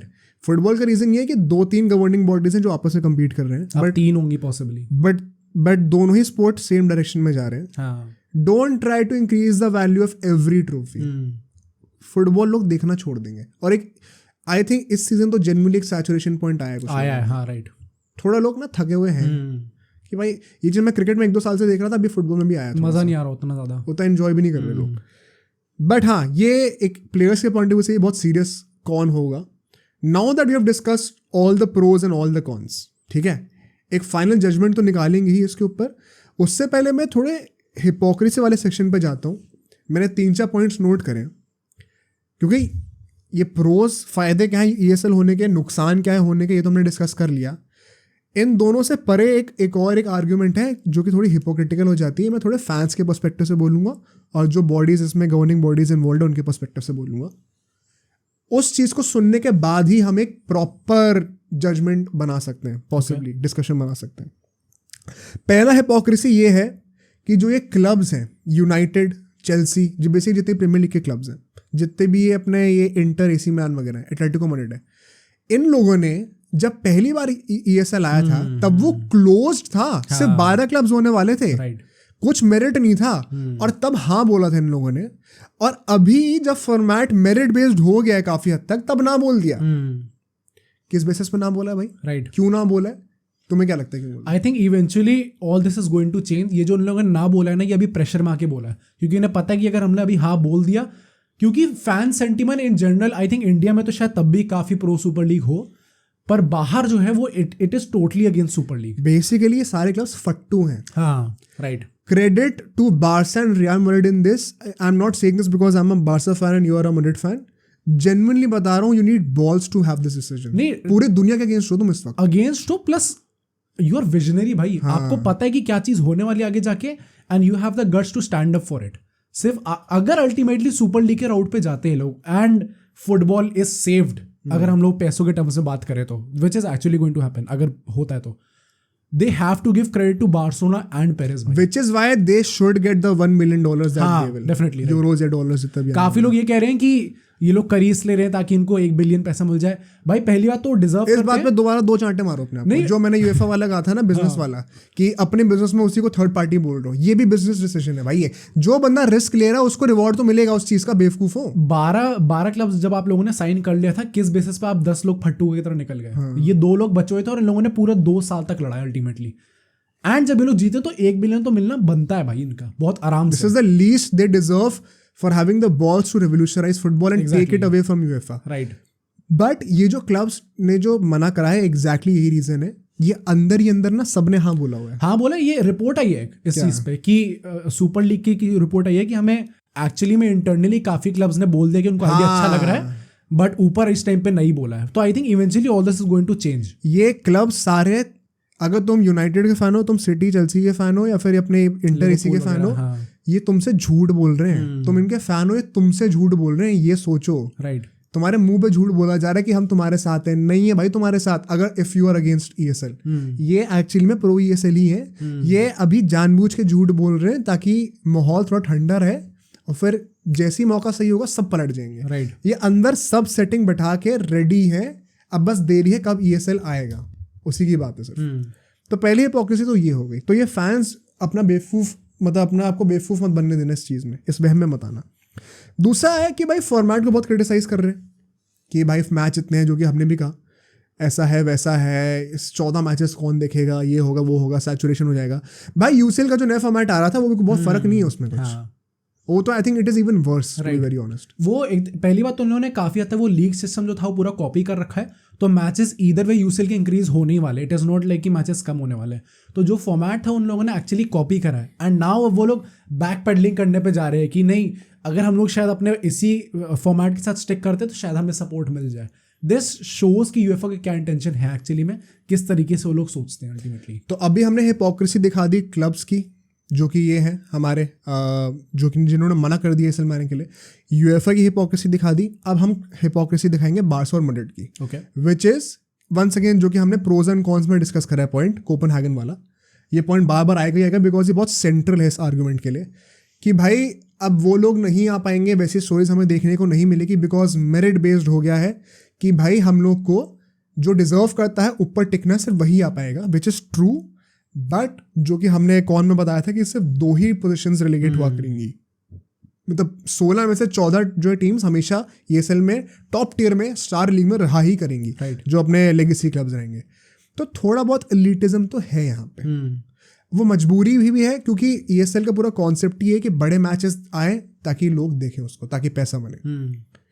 तो मजबूरी है, लेकिन आप मना नहीं कर सकते. यहाँ पे थोड़ा बहुत एलिटिज्म तो है. वो वही बात है ना कि it is not entirely an open league. थोड़ी क्लोज तो है वो एक्चुअली. तो यहाँ पे शेडी तो बार्सा और रियल मैड्रिड भी है. मतलब ये तो चीज़ क्लियरली कॉल आउट करना बनता है. तो तीनों पार्टीज का हमने बता दिया. अब एक फैंस के पर्सपेक्टिव से हिपोक्रेसी बताता हूँ, विच इज जैसे अभी हमने जिरोना का एग्जांपल लिया था कि ये लोग आएंगे तो फिर अपना ब्लू जीतेंगे ला लीगा. पहली बार तो मुझे लगता नहीं जीतेंगे. जीतेंगे तो पहले ब्लू लीग में खेलना पड़ेगा, उसके बाद ही फिर गोल्ड और स्टार पर जाएंगे. ये बहुत ही एक शॉर्ट साइटेड अप्रोच भी लगता है. एग्जैक्टली, हाँ. क्योंकि तुम्हें वही कोपेनहेगन वाली सक्सेस लव स्टोरी देखने का बहुत शौक है कि भाई एक बार आ गए 1 साल को और फिर नॉकआउट से किसी तरीके से पहुंच गया, फिर बाहर भी हो गया, लेकिन it is a win win. अगले साल का है कोई होश और आवाज़ ही नहीं है. क्या तुम फॉलो करोगे कोपेनहेगन को अपनी लीग पे? घंटा कोई फॉलो नहीं करेगा. तो एक शॉर्ट साइटेड अप्रोच है लेके कि क्योंकि हमें देखना है एक अंडरडॉग स्टोरी हर साल UCL में, और वो इन्हें अंडरडॉग स्टोरी देखनी है. इन्हें कोपेनहेगन को सक्सीड हो तो इन्हीं देखना हर साल. वो अंडरडॉग स्टोरी का जो प्रोटैगनिस्ट है वो हर साल चेंज होगा इनके लिए. राइट. कभी कोपेनहेगन है, कभी आयैक्स है, कभी कोई और है. इनको घंटा मतलब नहीं है कि वो प्रोटैगनिस्ट की शक्ल क्या है, वो क्लब क्या है. बेसिकली वो हर साल चेंज होता रह रहा है. इन्हें बस उस अंडरडॉग स्टोरी से प्यार है. तो ये बहुत ही शॉर्ट साइटेड अप्रोच है, बहुत ही सेल्फिश अप्रोच है इन अ वे, जितने भी फैंस ऐसा कह रहे हैं. बिकॉज उस क्लब का बेनिफिट इसी में है कि वो उस लेवल पे तभी आए जब वो वहाँ पे टिकने की हिम्मत रखता हो. सेकेंडली जो तुमने कहा कि अपेरेंटली 3 times द मनी मिलेगा उनको. तो अगर अभी तो किसी को पता नहीं कितना पैसा मिल रहा है, बट हाइपोथेटिकली मान लो कोपेनहेगन को UCL में खेलने के लिए जितना पैसा मिल रहा है उससे ज़्यादा पैसा को उन्हें ब्लू स्टार में आने के लिए, ब्लू लीग में आने के लिए मिल रहा है, या फिर जिरोना को ला लीगा जीतने के बाद UCL खेलने में जितना पैसा मिलता उससे ज़्यादा पैसा उन्हें ब्लू लीग में मिल रहा है. ट्रस्ट मी, वो क्लब अंदर ही अंदर इस चीज़ से ज़्यादा खुश होगा. एंड मैंने इस चीज़ को सिर्फ फाइनेंशियल पर्सपेक्टिव से ही देखा था कि अगर ग्रेटर गुड देखा जाए उस क्लब का भी स्पेसिफिकली, तो इट इज़ कि आप वो लंबे प्रोसेस की तरफ जाओ एंड आपको रोज पैसा भी ज्यादा ही मिलेगा. अल्टीमेटली जितना आप रोज कमा रहे हो उससे ज्यादा पैसा मिलेगा. लॉन्ग टर्म में उनका ज्यादा फायदा होगा उनका. अभी भी हम लोग बात करें पिछले 60 साल से सुपर पावर जो थी क्लब में वो वही तो है. चेंज थोड़ी हुई है. चेंज प्रॉब्ली इसलिए हुए हैं क्योंकि सिटी में ऑयल क्लब आ गया, वो PSG ऑयल क्लब हो गया. तो जब ये स्टेट फंडिंग स्टार्ट हो गई है तब शायद कुछ क्लब्स ऐसे आए हैं जो कि अब सुपर पावर बन गए हैं. बट एक एसेंस देखे, Barca, Real Madrid, Bayern Munich, अपना Liverpool, Manchester United super powers तो अभी भी यही है। बाय द वे ये पूरा कॉन्सेप्ट ESL का शायद ऑल क्लब्स की भी पावर थोड़ी कम करेगा राइट। मतलब एक्सप्लेन टू द मतलब आई थिंक अल्टीमेटली कम इसलिए करेगा क्योंकि पहली बात तो उन लोगों ने ये भी बोला है कि फाइनेंशियल फेयर प्ले को वो लोग एक्चुअली में अच्छे से इंप्लीमेंट करेंगे। एंड वाई आई थिंक वो लोग एक्चुअली में इंप्लीमेंट करेंगे क्योंकि जो ओनर्स होने वाले हैं mostly specifically real Madrid and Barcelona, ये सोशो जोन क्लब है, इनके पास वो लिबर्टी नहीं है कि हम लोग ऑयल क्लब के लाके किसी ओनर को ले आएंगे। ऑल्सो नोटिस हाउ जो मेन क्लब जो अपोज कर रहे हैं इनका यूजुअली एक बहुत तगड़ा एक ओनर है जिसकी पर्सनल वेल्थ बहुत ज्यादा। मैं यूनाइटेड फैन से इतना गुस्से में था कि तुम लोग कह रहे हो कि नहीं यूरोपियन सुपर लीग से बड़ा ड्रामा हो जाएगा, बहुत अनइवन चीज हो जाएगी। अभी कतारी ओनरशिप जब आ रही थी सब भीख मांग रहे थे कि नहीं कतारी ओनर्स ले आओ प्लीज, तब कुछ नहीं दिख रहा था किसी। ये हिपोक्रेसी बहुत पूरी हिपोक्रेसी। ये हिपोक्रेसी वाला सेगमेंट इसलिए इंपॉर्टेंट था क्योंकि सिर्फ प्रोज एंड कॉन्स डिस्कस करने से ना ग्राउंड रियलिटी पता नहीं चलती है। ये तो हम हवा में बातें कर रहे हैं कि आएगा तो ये फायदा होगा, ये नुकसान होगा, इसके स्वॉट एनालिसिस कर लो अब। पर ग्राउंड रियलिटी पे जो हिपोक्रेसीज हैं हर पार्टी की, मैड्रिड बार्सा की भी, लेकिन फैंस की भी, उन क्लब्स की भी जो नहीं आ रही, वो एक्सपोज करना बहुत इंपॉर्टेंट है। हर पार्टी का अपना एक ग्रे एरिया वाला इंटरेस्ट तो है ही, कोई दूध का धुला हुआ नहीं है। बट बात वही है कि जैसे एक वो पॉलिटिक्स में कहते हैं ना कि सबसे कम गंदा कौन सा है, वो देखो दूध का धुला कोई भी नहीं होने वाला, पर सबसे कम गंदा कौन है जो आपका ज्यादा फायदा करा सकता है, वो वाली बात कई लोग कहते हैं। I think it is perfectly applicable in this case. And so coming to the final conclusion, क्योंकि हमने हर चीज डिस्कस कर ली इसमें सारे। Do you have any other perspective to discuss? I think हमने सब डिस्कस कर लिया। As things stand right now, हमने जो कॉन्स भी डिस्कस करें वो हो सकता है काफी कम हो जाए अगर फॉर्मेट इंप्रूव हो जाए, जो मेरिट वाला सिस्टम है पूरा जिरोना वगैरह का वो सब। बट प्रोस तो जो है वो रहेंगी। सबको कंसिडरेशन में लेके क्या तो मैं अभी भी लगता है कि सुपर लीग पक्का आनी चाहिए। आई थिंक इवन अभी जितनी चीजें लोगों ने प्रॉमिस कर रखी हैं सिर्फ उसके बेसिस पे जाऊँ, कॉन्स इंक्लूडेड प्रोज इंक्लूडेड, तो भी आई थिंक कि ये चीज़ जो है एटलीस्ट जो यूएफए इस टाइम पे कर रहा है उस चीज़ से तो बेटर है ही। Now obviously it can get better, आगे चल के आप इंप्रूवमेंट्स ला सकते हो, चीज़ें सजेस्ट कर सकते हो कि कैसे इंप्रूव करना चाहिए ना, that is all right. But even जो इन लोगों ने अपना इनिशियल प्लान निकाला है वो भी यूएफए से लाख गुना बेटर है। तो in my opinion and as a viewer also, जो मैं कह रहा था as an Indian viewer specifically, क्योंकि मैं वो ढोंग नहीं करूंगा कि मैं बचपन से फुटबॉल देखता आ रहा हूँ, मैं ओ भाई यार ऐसा नहीं करना चाहिए, मेरे क्लब में पैसे नहीं है, ऐसा कर दिया। मैं ये बोलूंगा कि I want to see something new and I want to see something जो कि मैं जिसके लिए एक्साइटेड हूँ हर हफ्ते। मुझे नहीं देखना, हमें वो प्रिटेंस नहीं करना कि हम जो है अब ला लीगा के बॉटम 2 टीम्स का मैच देख के बहुत एनालिसिस कर रहे हैं, ला पाल्मा की ब्यूटी देखो, इनके साथ खेलने की ब्यूटी, सब ड्रामा और सब ढोंग है, specially from the subcontinent viewers. जो इंडियंस भी बहुत वोक बनने का क्लेम कर रहे हैं ना, एक बार फिर से अपने शक्ल पे 2 चांटे मार लो। थोड़ा रियल होके बात करनी चाहिए, थोड़ा एक रॉ लेवल पे डिस्कस करना इन चीज़ों को ज़रूरी होता है।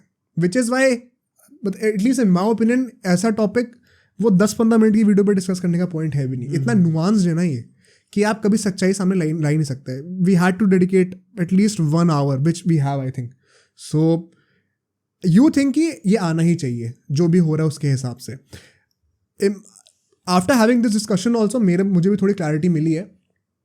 फॉर श्योर ये परफेक्ट तो नहीं है एंड इनिशियली 1-2 सालों में शायद जो स्मॉलर क्लब्स हैं उनका थोड़ा वो सेक्रेड सैक्रिफाइस जो कहते हैं ना, थोड़ा बहुत तो होगा शायद, right. कुछ लेवल तक तो शायद होगा। बट क्या लॉन्ग टर्म में ये उन क्लब्स को भी फायदा कर रहा है? बिल्कुल करेगा। एंड सो अगर लॉन्ग टर्म में सबका फायदा हो रहा है, maybe there is no reason to oppose it right now. जो हमने कॉन्स डिस्कस करे भी हैं, they are outweighed by all the pros. और जब हिपोक्रेसी वाला सेगमेंट देख लोगे तो आपको हर प्रो और कॉन के पीछे का अंडरस्टैंडिंग समझ में आ ही जाएगा। सो ये हर चीज़ डिस्कस करने के बाद मुझे भी ऐसा लगता है कि एटलीस्ट राइट नाउ जिस तरीके का है मॉडल, और अगर अनलेस यूएफए इंप्रूव कर ले अपने आप को, बट यूएफए का जो अभी करंट मॉडल है, I think ESL has the upper edge. But to end this topic on the last note, तुम्हें लगता है एक्चुअली में क्या होने वाला है? आई थिंक इम्प्लीमेंट होगा। जो पेरेज और लापोर्टा जैसे लोग, जो कि प्रॉब्ली इस टाइम पे फुटबॉल के 2 of the greatest presidents and 2 of the greatest presidents of all time भी एक्चुअली में, अगर उन लोगों ने इतना खुल गया कि चीज़ बोली है ना, it is definitely going to happen. ये 2 साल में भी चीज़ें डाई नहीं हो पाई। एंड ये फाइनली मैं यहाँ पे यूएफए को फिर से कॉल आउट करूंगा और मैं ये बोलूँगा कि 2 साल थे तो हमारे पास अपनी चीज़ों को सुधारने के।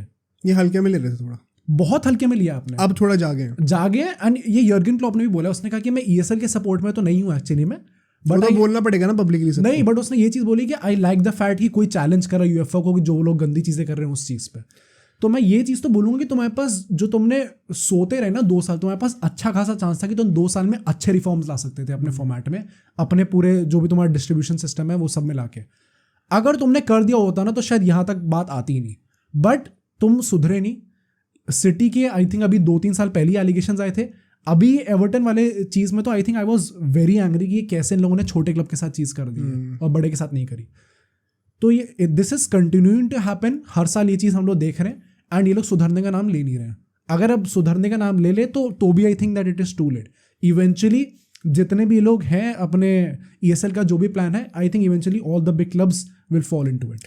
अच्छा, मेरा ओपिनियन थोड़ा अलग है सर। मुझे लगता है नियर फ्यूचर आई डाउट ऐसा कुछ होने वाला है। ओके, मुझे लगता है कि इसका अल्टीमेट आउटकम यही होगा कि UEFA का थोड़े ऐसे कान खड़े हो जाएंगे, अलर्ट पे आ जाएंगे, और वो कुछ रिफॉर्म्स लेके आ जाएंगे, एंड फिर शायद बारसा और मैड्रिड भी थोड़े ठंडे पड़ जाएंगे, क्योंकि इन लोगों ने सुधार लिया अपने आप को। आई थिंक सबसे प्रैक्टिकल आउटकम मुझे भी यही लग रहा है कि ना ESL आ रही है ना UCL जा रहा है, लेकिन UCL जिस तरीके से एग्जिस्ट करता है, जिस ट्रांसपेरेंसी से एग्जिस्ट करता है, जितना पैसे क्लब को देता है, वो सब चेंज हो जाएगा शायद, क्योंकि इनको थोड़ा डर लगेगा कि भाई इनकी हेजेमनी जेन्युइनली टूट सकती है।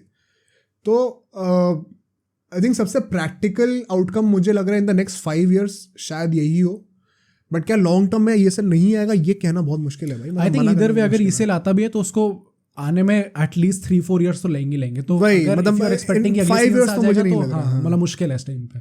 मतलब maybe in the late 2020s जो हमारा डेकेड चल रहा है, 2027, 2028, 2029, that is a good timeline actually. मतलब वर्ल्ड कप के बाद भी क्या, मे बी 2030 वाला जो वर्ल्ड कप है क्लोज टू दैट शायद हो सकता है तब आए, मे बी अगर आना होगा तो। आई थिंक अभी भी मुझे लगता है प्रैक्टिकली तो यही पॉसिबिलिटी है कि UEFA शायद थोड़ी सुधर जाए, बट अगर ये लोग बाय चांस नहीं सुधरते हैं और अभी भी हल्के में लेते हैं, फिर there is no stopping ECL, क्योंकि ये दोनों क्लब्स तो पागल हो रखे हैं। वो ना जनरली दिख रहा है कि उनके थोड़ा सा अभी किल्सी हुई है कि प्रीमियर लीग में इतने पैसे खर्च करने को दिए जा रहे हैं, यहाँ तेबास हमारे सर पे खड़ा हुआ है। मतलब क्या ही सोल्यूशन है इसका भाई। मैड्रिड तो ये सोच रही होगी ना कि मैं तो हर साल सेमीफाइनल आ रहा हूँ, मेरे को क्यों इतना पैसा मिल पा रहा है अल्टीमेटली जितना प्रीमियर लीग को मिल पा रहा है। तो परफॉर्मेंस वाइज तो हम उनसे बेटर ही कर रहे हैं एक्चुअली में, लीग भी हम जीत रहे हैं, UCL में भी अच्छा कर रहे हैं, तो हमें क्यों नहीं पैसा मिल रहा होता ना। प्रीमियर लीग के किसी क्लब से क्या दिखा दो जिस तरीके से मैड्रिड डिप्लीटेड सोर्सेज के साथ कर रही है परफॉर्म, वैसे करके दिखा दे। बहाने शुरू हो जाएंगे पहले। बहाने वाले तो बहुत हैं। राइट, सो मतलब not to put any league over और अंडर एनीवन एल्स, बट अभी वही फैक्ट थोड़ा ऐसा है कि थोड़ा इम्बैलेंस तो है। एंड इसका एक प्रैक्टिकल एक्सप्रेशन ये भी है कि भाई इट्स अ कैपिटलिस्ट वर्ल्ड, जिसके पास जो कमाएगा वही खाएगा भी। तो इन हाई मतलब प्रैक्टिकली स्पीकिंग वो सुनने में ठीक भी लगता है, बट अगर फुटबॉल को बचाना है और फेयर तरीके से रखना है तो वो चेंज तो करना ही पड़ेगा। वो है ना कि there is a thin line, अगर किसी भी स्पोर्ट में आपको पैसे पे भी ध्यान देना है, बट एक वो आइडियल प्रिंसिपल्स हैं उस पर भी फॉलो करना ही है आपको। तो वो थिन लाइन है आपको। एंड आई थिंक अगर जब स्पोर्ट बचाने की बात आती है, हम क्रिकेट में भी ये चीज़ कह रहे थे कि आप पैसे तो मतलब मैचेस तो बढ़ा रहे हो ताकि पैसा ज़्यादा आता रहे, बट क्या वो स्पोर्ट का भला कर रहा है अल्टीमेटली? और अगर स्पोर्ट का भला करने के लिए आपको पैसा थोड़ा कम भी लेना पड़ रहा है तो लॉन्ग टर्म में आपका फ़ायदा ही होगा। तो आई थिंक ये वही बात है इनका अल्टीमेटली। उस पॉइंट पे आ गए, अब हम उस पॉइंट पे आ चुके हैं। तो मतलब लेट्स होप भाई, मैं तो चाहता ही हूँ कि ESL आ जाए, बट देखते हैं क्या होता है। So now let's move on to cricket after this heated discussion. शायद यहाँ पे भी 1-2 arguments होंगे, थोड़ी ऐसे दिल से थोड़ा गुस्सा निकलेगा कुछ चीज़ों को लेके। Firstly, we have won the ODI series, we have won the T20 series, but we'll most T20 draw करिए। अच्छा हाँ, वो एक बारिश हो गया, but I'm sure हम जीत जाते हैं। बहुत ऑनेस्टली बता रहा हूँ, मतलब not to be very arrogant, because what I'm going to say is we'll most likely lose the test series. Oh, okay. हम जीते नहीं है ना शायद टेस्ट आज तक नहीं जीते कभी, हिस्ट्री में नहीं जीते कभी तक। तो साउथ अफ्रीका में हम लोग आज तक कभी कोई टेस्ट सीरीज नहीं जीते। लास्ट टेस्ट सीरीज शायद खराब भी रही थी बहुत ज्यादा, 2-1 हारे थे शायद। वो कोहली वाले तो वो ड्रामे हुए थे ना उस टाइम पे शायद, वो सुपर स्पोर्ट वाले अश्विन और कोहली वगैरह लग गए थे और KL राहुल पीछे से बोल रहा था। भाई वो क्या सीन था एक्चुअली में। राइट, बट हिस्टोरिकली जो हमारा रिकॉर्ड रहा है, I am not very confident कि हम लोग ये सीरीज जीतेंगे कि नहीं। वुड बी वेरी प्राउड अगर हम लोग ड्रॉ कर जाए series, would be very proud. I think Shami का ना होना बहुत बड़ा ब्लो है। Would you agree with that? क्योंकि अब हमारा सिराज और बुमराह के साथ जो थर्ड पेसर होगा वो मुकेश या फिर प्रसिद्ध कृष्णा में से कोई होने वाला है। आई थिंक वो एक बहुत बड़ा लूप होल रहेगा। थोड़ा एक इनएक्सपीरियंस आएगा, बट एक वो भी है कि साउथ अफ्रीका में शायद रबाडा नहीं खेल रहा ना। हाँ, वो भी उनका टेस्ट में काफी अच्छा प्रोमिनेंट है, तो एक वहां पे शायद इवन हो जाता है एक तरीके से। मतलब पॉइंट वही ना, गिल है हमारा, जायसवाल, ये सब पहली बार खेल रहे हैं वहाँ पे, बहुत न्यूबीज हैं, बहुत एक्सपीरियंस है नहीं इनको भी। राइट, तो it is a mix of young talent and some experience as well, but we are not in the best shape probably right now. Maybe you could argue that. जब तक WTC final आएगा 2 साल बाद, तब तक ये team prime shape पे होगी दोबारा, क्योंकि इन प्लेयर्स को भी एक्सपीरियंस मिल चुका होगा। राइट, अभी 2 साल पहले थोड़ा सा भी रिलेटिवली कम एक्सपीरियंस है, possibly you could argue that. But हम ये पहले टेस्ट मैच की बातें करेंगे एंड मेन जो डिस्कशंस होंगे हमारे वो प्लेइंग 11 के रिगार्डिंग होंगे, ठीक है? तो जल्दी से उससे पहले थोड़ा हेड टू हेड की बात कर लेते हैं। इंडिया साउथ अफ्रीका में एक भी सीरीज नहीं जीती आज तक, टेस्ट सीरीज, लेकिन head to head South Africa 17 test match जीती है, इंडिया 15 टेस्ट मैच जीती है। ओ, काफी क्लोज है। विच काइंड ऑफ शोज कि साउथ अफ्रीका इंडिया के बहुत हारती है एंड इंडिया साउथ अफ्रीका जाके बहुत हारती है। दोनों अपने घर पे वैसे राजा है। इस स्टार्ट से पता चलता है। 10 मैच ड्रॉ हैं। आई थिंक एक जो लास्ट टाइम हमने शायद ड्रॉ करा था series, I could be very wrong, ये मैं एकदम रैंडमली बोल रहा हूँ, तो listeners please feel free to correct me. जो 2011 वर्ल्ड कप से जस्ट पहले हुआ था शायद जो series, if I am not wrong, उसमें शायद धोनी के अंडर 1-1 ड्रॉ करा था हमने। ओके, शायद वो था यार, वो उसके बाद से कब आते था हैं एग्जैक्टली? मेरे ख्याल से हाँ यार, मेरे को ऐसा याद नहीं आ रहा एग्जैक्टली हम कब उसके बाद ड्रॉ करा है हमने। Maybe I could be wrong. But अब आते हैं कंडीशंस और टॉस पे। सेंचुरियन में मैच होने वाला है भाई। देखो, सेंचुरियन की जो पिच है एंड साउथ अफ्रीका में इन जनरल, आपको 2 चीज़ें गारंटीड है, पेस और बाउंस, ठीक है? इंग्लैंड में स्विंग हमें गारंटीड होती है, साउथ अफ्रीका की पिचेस कुछ ऐसी होती है, क्योंकि स्विंग जो है ना वो एटमॉस्फेयर पे डिपेंड करता है, हवा में कितना पानी है, कि अभी रेनी एटमॉस्फेयर है कि नहीं है, ह्यूमिडिटी है कि नहीं हवा में। नेचुरली वो इंग्लैंड में काफी ज्यादा ह्यूमिड रहता है, हमेशा तो बारिश हो रही होती है भाई, पूरे टाइम तो वो ग्रे आसमान होता है वहाँ पे। तो साउथ अफ्रीका की पिचेस ऐसी हैं कि घास होगी, बाउंस बहुत करती है नेचुरली वहाँ के सॉइल पे बॉल, और तेज तो भाई पेसर से बहुत तेज है। इसका आउटकम क्या है कि बॉल सीम बहुत करती है। ओके, अब I have explained this to you also before, तो let's test your knowledge. Okay, listeners को समझाओ कि सीम और स्विंग में फर्क क्या होता है। अच्छा, ओके। मेरा आई थिंक स्विंग वो होता है जो हवा में बॉल घूमती है, सीम वो होता है जो टप्पा खा के चेंज करता है। राइट, मतलब बेसिकली जैसे स्पिनर की बॉल टप्पा खा के कोई घूमते है उसको स्पिन कहते हैं। राइट, तो अगर पेसर की बॉल टप्पा खा के ऊपर नीचे होती है थोड़ी बहुत, तो उसको साइड में होती है, सीम कहते हैं। ओके, अब ऑफ कोर्स अगर वो अपनी उंगलियां घुमा दे तो ऑफ कटर लेग कटर बन जाता है, वो अलग डायमेंशन है। बट अगर सीम पे लैंड करके बॉल इधर उधर हिल रही है तो उसे सीम कहा जाता है। ओके, तो गिवन दिस, आई थिंक एक बहुत ही स्ट्रेट फॉरवर्ड अजम्पशन ये है कि सिर्फ एक ही स्पिनर खेलेगा मोस्ट लाइकली। अरे यार, इसमें तो कोई डाउट होने नहीं वाला है। डिबेट। तो अगर हम लोग सेंचुरियन की बात करें स्पेसिफिकली, यहाँ पे इंडिया ने 3 टेस्ट मैच खेले, 2 हारी 1 जीती है, ठीक है?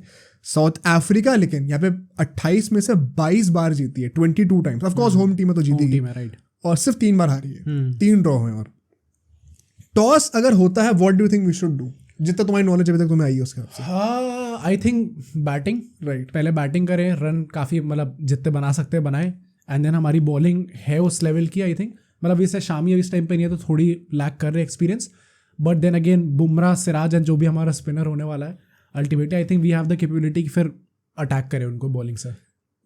थोड़ा गट्सी डिसीजन होगा पहले बैटिंग करना, but it is also I think the right decision है, मुझे भी लगता है। क्योंकि यार टेस्ट मैचेस में you always want to bat first, unless एकदम से आपको ओवरकास्ट कंडीशंस दिख रही हैं, ऐसा लग रहा है कि पिच जो है पहले दिन पे बहुत ऑफर कर सकती है और सेकंड और थर्ड डे पे बैटिंग के लिए बहुत अच्छी हो जाएगी एकदम से। Okay. जो कि काइंड ऑफ हमने अज्यूम करा था इन द WTC फाइनल। हाँ, जब रोहित शर्मा ने ऊपर बादल देख के और नीचे घास देख के बोला था हम बॉलिंग ले रहे हैं, और पहले सेशन के बाद ही सारे बादल निकल गए थे, लक बहुत खराब था। राइट, तो वो चीज़ उल्टी भी पड़ सकती है, बट आई थिंक टॉस जीत के बैटिंग ही करना चाहिए। हो सकता है ओवरकास्ट कंडीशंस हो, but I would still back us to bat first and post a big total hopefully. I think India ने सेंचुरियन पे 459 का हाईएस्ट टोटल भी बना रखा है, तो 459 तो बहुत होता है टेस्ट मैचेस में। वरना इंडिया के बीच में फेस था कि 300 रन बनाने के लिए भी स्ट्रगल करती थी टेस्ट मैचेस में ओवरसीज। तो 459 का मतलब है कि इंडिया के पास है यहाँ पे एक्सपीरियंस रन बनाने का, ऐसा नहीं कि रन नहीं बना सकते। तो given all these historical factors and pitch कैसी हो सकती है, हमारी क्या स्ट्रेंथ्स और वीकनेसेस हैं, I would fancy as batting first भाई। मतलब मेरा पर्सनल इसमें ओपिनियन तो यही रहेगा। But now let's come to the playing 11, क्योंकि जितने भी जो हम लोग कहते हैं हीटेड डिस्कशंस होने वाले हैं एंड जो कंट्रोवर्सी होगी एक्चुअली में इन आवर ओपिनियन, शायद काफी लोगों के हिसाब से कंट्रोवर्शियल ना हो वो चीज भाई। अगर नहीं हो रही तो मैं तो तुम्हारे अगेंस्ट हूं भाई। मैं लिसनर के अगेंस्ट हूं अगर तुम्हें कंट्रोवर्सी नहीं लग रही तो ये। हाँ but let's start with the playing 11। क्या होनी चाहिए तुम्हारे अकॉर्डिंग? तो भाई टॉप ऑर्डर डिस्कस कर लेते हैं। आई थिंक यहाँ पे नो ब्रेनर होने वाला है। रोहित शर्मा और यशस्वी जायसवाल ओपनिंग करेंगे। Shubman Gill will be our number 3 going forward. Pujara नहीं है यहाँ पे।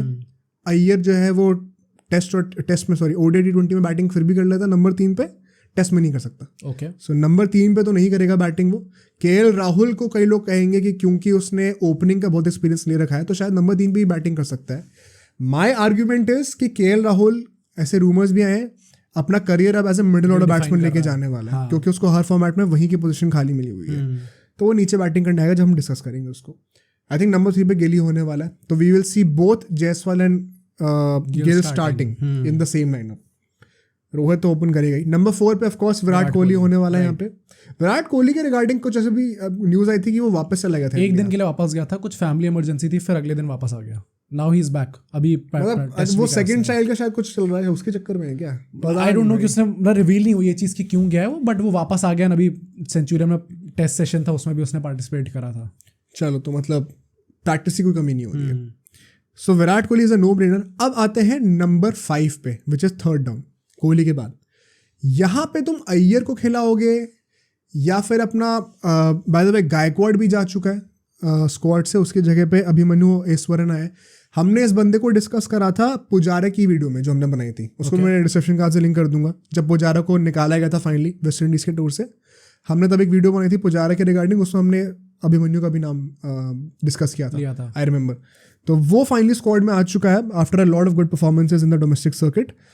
गायकवाड बाहर हो चुका है, किशन बाहर हो गया है भाई, वरना किशन को भी हम नंबर 5 पे डिस्कस कर सकते हैं। किशन ने एक्चुअली ये चीज़ बोली है, वो बाहर इसी रीजन से उसने कहा है कि मैं लगातार इतने टाइम से ट्रैवल कर रहा हूँ इंडिया के साथ हर टूर पे, तो चांस नहीं मिल रहा। जनरली नहीं, उसने बोला मैं एग्जॉस्टेड भाई, वो उसका रीजन वही है कि चांस नहीं मिल रहा। ऑफ कोर्स कोई ट्रैवल करने से कभी एग्जॉस्ट होते हैं, इंडियन टीम से खेलने का मौका मिल रहा है भाई, तुम्हें चांस नहीं मिल रहा, उसे पता वो नहीं खेलेगा 2 टेस्ट मैचेस। ओके, तो आई थिंक इसीलिए, क्योंकि बीसीसीआई ने भी क्या मेंटल फटीग की वजह से वो घर जा रहा है। अच्छा, ये क्या ये चीज़ अफेक्ट करती है आपके फ्यूचर चांसेस अगर आपने ऐसा मना कर दिया? आई थिंक कर सकती है भाई। Okay, let's see move then. We don't know कि क्या एग्जैक्टली सीन है, बट मुझे तो पर्सनली यही लगता है। ये फटीग सब ड्रामा है भाई। अभी T20 ओडीआई के टाइम पे तो बैठा ही हुआ था, तो एक अभी 2 हफ्ते ही तो और रहना था बस, राइट। तो सिर्फ क्या न्यू ईयर बनाने के लिए घर जा रहा है वापस? बात वही है, चांस नहीं मिल रहा इसलिए नहीं है, which is I think fair. I understand where he is coming from, but क्योंकि ईशान किशन नहीं है तो अब बात आती है केएस भरत की, उससे रिप्लेस कर दिया। क्या केएस भरत को खेलना चाहिए नंबर 5 पे या फिर अय्यर को खेलना चाहिए? अच्छा, केएल राहुल 6th पे खेलेगा? I think KL Rahul number 6 पे आने वाला है, वो फिक्स रहेगा। अच्छा, आई थिंक अय्यर को खेलना चाहिए, क्योंकि आई थिंक केएल राहुल ने ये चीज़ बोली भी है कि वो एज अ विकेट कीपर कर रहा है ट्राई, टेस्ट में भी वो ट्राई करेगा। और अगर विकेट कीपिंग कैपेबिलिटीज हटा दें केएस भरत से, आई don't think that he can obviously start यहाँ पे। तो नेचुरली ऑप्शन जो होगा वो अय्यर ही होगा, क्योंकि obviously is the better batsman and keeping जो भी रिस्पॉन्सिबिलिटीज हैं वो केएल राहुल संभाल लेगा अपना। Although in saying that pull पे बहुत टेस्ट होने वाला है भाई अय्यर का। श्रेयस अय्यर, राइट, एक्चुअली में तो big test for him also and big opportunity. अगर यहाँ पे परफॉर्म कर दिया अपना सारे क्रिटिक्स को जो टेस्ट मैचेस में सब साइलेंस, ओडीआई वर्ल्ड कप में तो साइलेंस कर ही दिया सबको, हाँ, अब टेस्ट में भी साइलेंस कर देगा अगर ये चल गया तो, मतलब big opportunity for him, so we should watch out for that guy. KL Rahul as I said number 6 पे आई थिंक मोस्ट लाइकली आएगा and he will be the main wicket keeper for us, वही wicket keeping करता हुआ दिखेगा। Is it a good news और a bad news? I think he has improved a lot as a wicket keeper, so I don't really have a problem with that. Besides as a batsman भी I think he is better right now than Iyer and Bharat both in test matches, right. Temperament wise भी I think he is quite better right now. So Rahul का खेलना बनता ही है। जब ऋषभ पंत आ जाएगा तो keeping दोबारा से वो करेगा, तब may be Rahul will be just batsman, right. तब वो इशू आएगा कि अय्यर और केएल राहुल आपस में भिड़े, क्योंकि ऋषभ पंत फिर नंबर 6 पे आ जाएगा, तब सोचने वाली बात होगी। बट फिलहाल के लिए दोनों को एग्जिस्ट कर सकते हैं सेम टीम में। सो बैटिंग की बात करेगा हम लोग तो ओपनिंग में जायसवाल और Rohit Sharma, 1 down Gill, 2 down Virat Kohli, 3 down Iyer and 4 down KL Rahul. 6 हमारे प्लेयर्स डिसाइड हो गए, बचे 5। 2 ऑलराउंडर्स आएंगे इसमें, नंबर 7 और नंबर 8 पे, और फिर 3 बॉलर्स आएंगे। 3 बॉलर्स डिस्कस कर लेते हैं पहले, विच is I think Bumrah and Siraj तो नो ब्रेनर है। थर्ड पे किसको रखना है, मुकेश या फिर प्रसिद्ध कृष्णा? आई थिंक शायद मुकेश को ट्राई करा जाए, क्योंकि अभी वो थोड़े एक अच्छे रन ऑफ फॉर्म से आ रहा है। T20 में भी उसने अच्छा परफॉर्म करा था, तो आई थिंक शायद उसको चांस दे अभी यहाँ पे, मुकेश को यहाँ पे।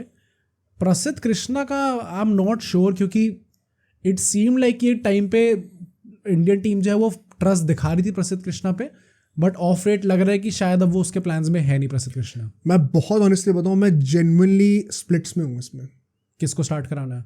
ओके, क्योंकि मुकेश का हम सब समझ सकते हैं क्यों करना चाहिए start. He has shown a lot of promise also, but limited overs की बॉलिंग और टेस्ट में बहुत फर्क होता है।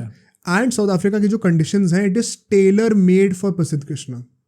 जो बैक ऑफ लेंथ से बाउंस निकलता है ना, राइट, हाँ, जो बॉल बात कर रहे थे निप करती है थोड़ी ज्यादा, कि गुड लेंथ से भी बॉल थोड़ी ज्यादा बाउंस कर रही है, वो प्रसिद्ध कृष्णा के लिए आइडियल है। एंड पिटने का इतना डर भी नहीं, क्योंकि टेस्ट मैचेस है। T20 में पिटाई हो रही थी, यहाँ पे वो सीन नहीं है, यहाँ पे विकेट लेने का सीन है।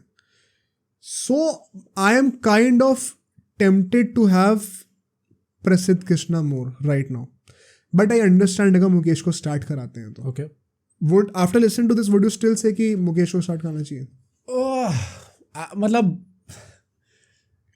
आई थिंक थोड़ा चेंज हुआ है एकदम से वो जो चीज़ बोल रही हो तुमने, आई थिंक वो हाँ साउथ अफ्रीका में काम करेगी। एंड अल्टीमेटली हम किसी एवरी टीम के अगेंस्ट नहीं जा रहे खेलने, साउथ अफ्रीका के साथ खेलने जा रहे हैं और साउथ अफ्रीका के घर पे खेलने जा रहे हैं। But then again as you said कि अगर मुकेश स्टार्ट करता तो भी हम we can't really complain that much उस पर, राइट। तो अगर वो भी स्टार्ट करता तो I won't have a problem with it. तो 3 बॉलर्स हमने डिस्कस कर लिए, ऑलराउंडर्स बचे अब नंबर 7 और नंबर 8 के ऑलराउंडर्स बचे हुए हैं। इज दिस श्योर कि एक पेसर होगा ही होगा? तो बेसिकली 3 नाम है यहाँ पे हमारे पास, अश्विन, जडेजा और शार्दुल ठाकुर।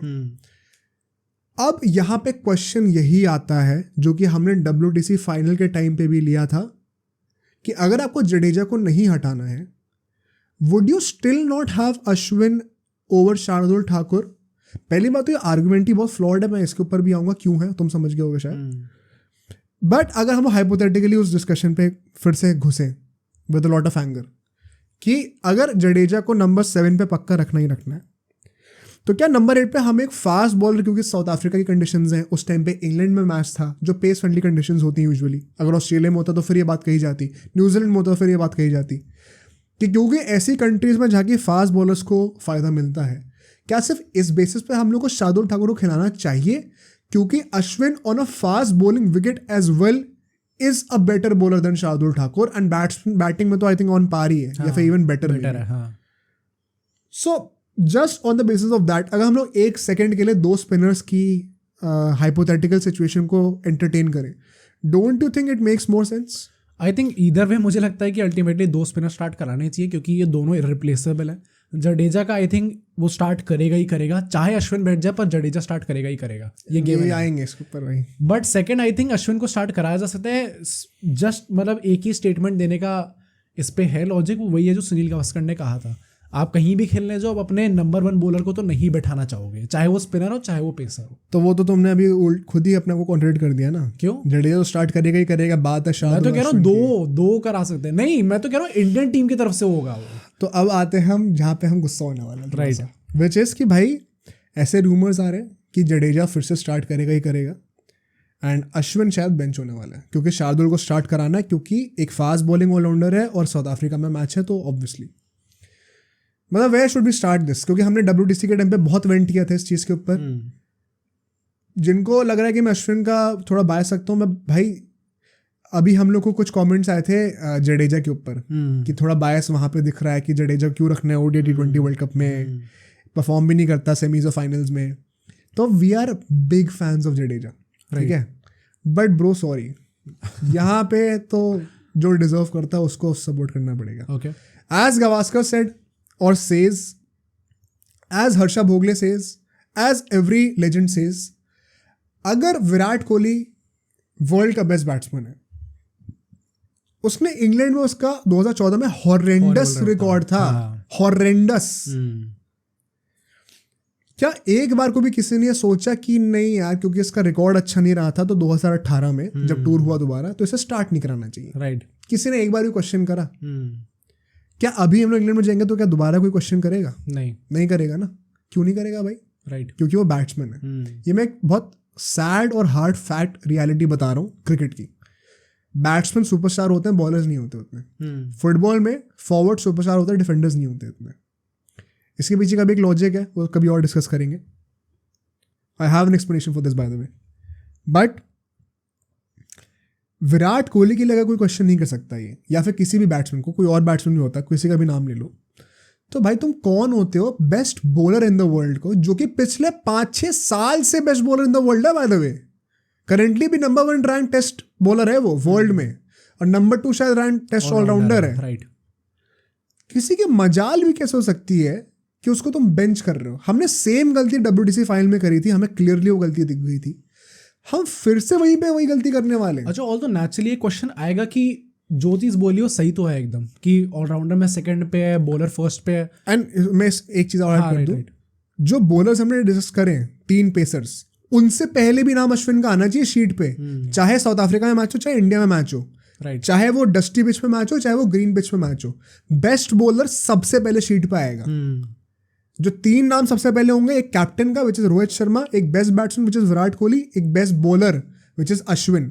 इसके बाद बचे हुए और एक विकेट कीपर जो भी होगा, इनके अराउंड टीम बिल्ड होगी। ये 4 प्लेयर्स तो कंफर्म्ड होने चाहिए टीम में। उसके बाद आप बचे हुए 7 प्लेयर्स को इनके अराउंड बनाओ, कॉम्बिनेशन के अकॉर्डिंग आपको क्या चाहिए।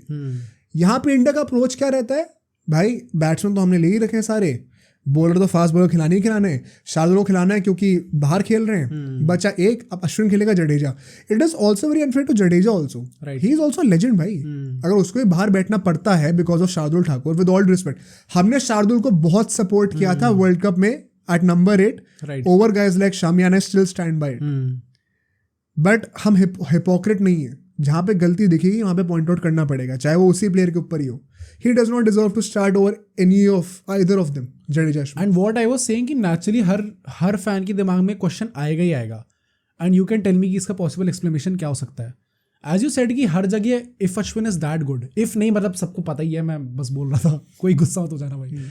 Ashwin is that good कि वो आएगा, first name on the team sheet होना चाहिए बॉलर्स ऑलराउंडर्स के स्पेसिफिकली देखा जाए तो।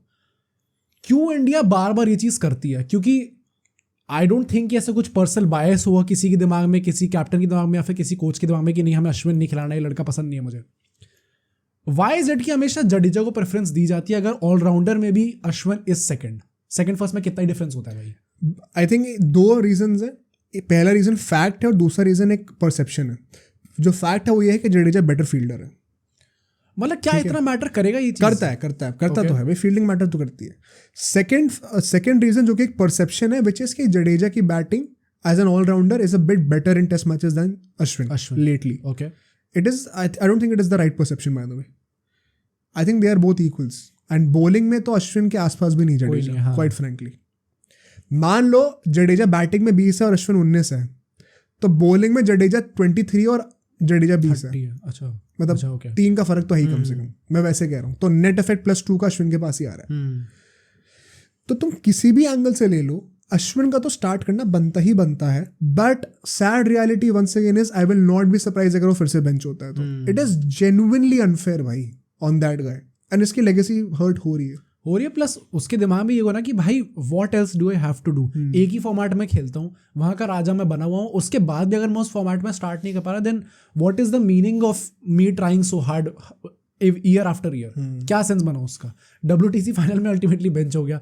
एक साल हो चुका ऑलमोस्ट उस चीज को, और हम लोग फिर से वही मिस्टेक करने जा रहे हैं। 1 साल का हुआ अभी तो हुए, मतलब कितना फरवरी के आसपास हुआ था? नहीं, अच्छा लेट हुआ था, अभी IPL के बाद हुआ था भाई, जून, मतलब 6 महीने हुए। एंड WTC फाइनल में आई रिमेंबर हर इंडियन ये कह रहा था कि ये तो स्टार्ट करना ही चाहिए, अब इतने फेवर में थे सब लोग उसके, एंड 6 महीने बाद we are going to make that same mistake again. I think काफी लोग वैसे इस बार वो भी हैं कि जडेजा को तो स्टार्ट करना ही चाहिए उसके ऊपर। वाई भाई मुझे समझ में नहीं आ रहा क्यों यार, लोगों को समझ नहीं है क्या क्रिकेट की? कैसे बोल सकता है यार कोई, लॉजिकली कैसे बोल सकते हो, मेरे को समझ में नहीं आता। राइट। और एक चीज मैं एंड करूंगा, पहले होता था कि हमारे पास ऑप्शन ही नहीं थे पेसर्स के, गवास्कर वगैरह के टाइम पे तो स्पिनर्स ही खिलाने पड़ते थे। अब हमारे पास बहुत लग्जरी है पेसर्स की, ठीक है। My opinion on this is, या तो चारों पेसर को खिला दो, ठीक है। जो ये डेप्थ वाला कॉन्सेप्ट है ना, batting depth, bowling depth, test में उतना मैटर नहीं करता। ये हमने बहुत बड़ा डिस्कस करा, ये ओडीआईज और T20s में तो बहुत जरूरी है। सबसे ज्यादा जरूरी है T20s में, फिर आता है ओडीआईज में, which is why Rohit Sharma and Dravid wanted bowling allrounder at number 8, Ashwin या शार्दुल में से जो भी, ओवर शामी। टेस्ट मैचेस में डज नॉट मैटर, जेन्युइनली बता रहा हूँ मैं, करता भी तो सबसे कम मैटर करता है। बॉलिंग में कोई ओवर्स की लिमिट नहीं है, कोई आपको रन मारने जा नहीं रहा। आप टेस्ट में बॉलर्स राजा हैं, बैट्समैन राजा नहीं है। अटैकर्स, हाँ, बॉलर्स आर द अटैकर्स, वो they take the game to the batsman. ODI T20 में होता है batsman take the game to the bowlers. तो बॉलर्स पे तो कोई कंस्ट्रिक्शन ही नहीं है कि हम ऐसे 10 ओवर डाल सकते हैं, 4 ओवर डाल सकते हैं। डालो भाई 50 ओवर डाल लो, कोई सेंस ही नहीं है। और बैटिंग में भाई कोई टाइम की कंस्ट्रेंट ही नहीं है, तो मार के आउट होने का कोई रीजन ही नहीं है, राइट। और अगर ऊपर का नंबर 3 का बैट्समैन अगर आउट हो रहा है, इतनी हिल रही है बॉल अगर, तो तुम्हें क्या लगता है कि नंबर 8 का बैट्समैन टिकेगा बहुत देर तक, राइट।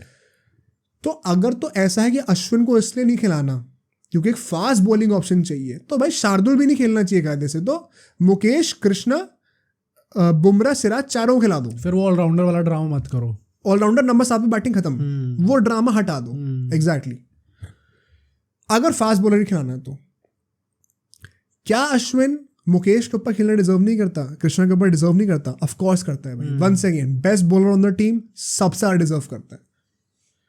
तो इसके ऊपर और कुछ डिस्कस करने को है नहीं आज सच। आई थिंक हमारा पॉइंट बहुत क्लियर है, और ये बहुत अनफॉर्चुनेट सिनेरियो है। Although do you think you start करेगा फाइनली?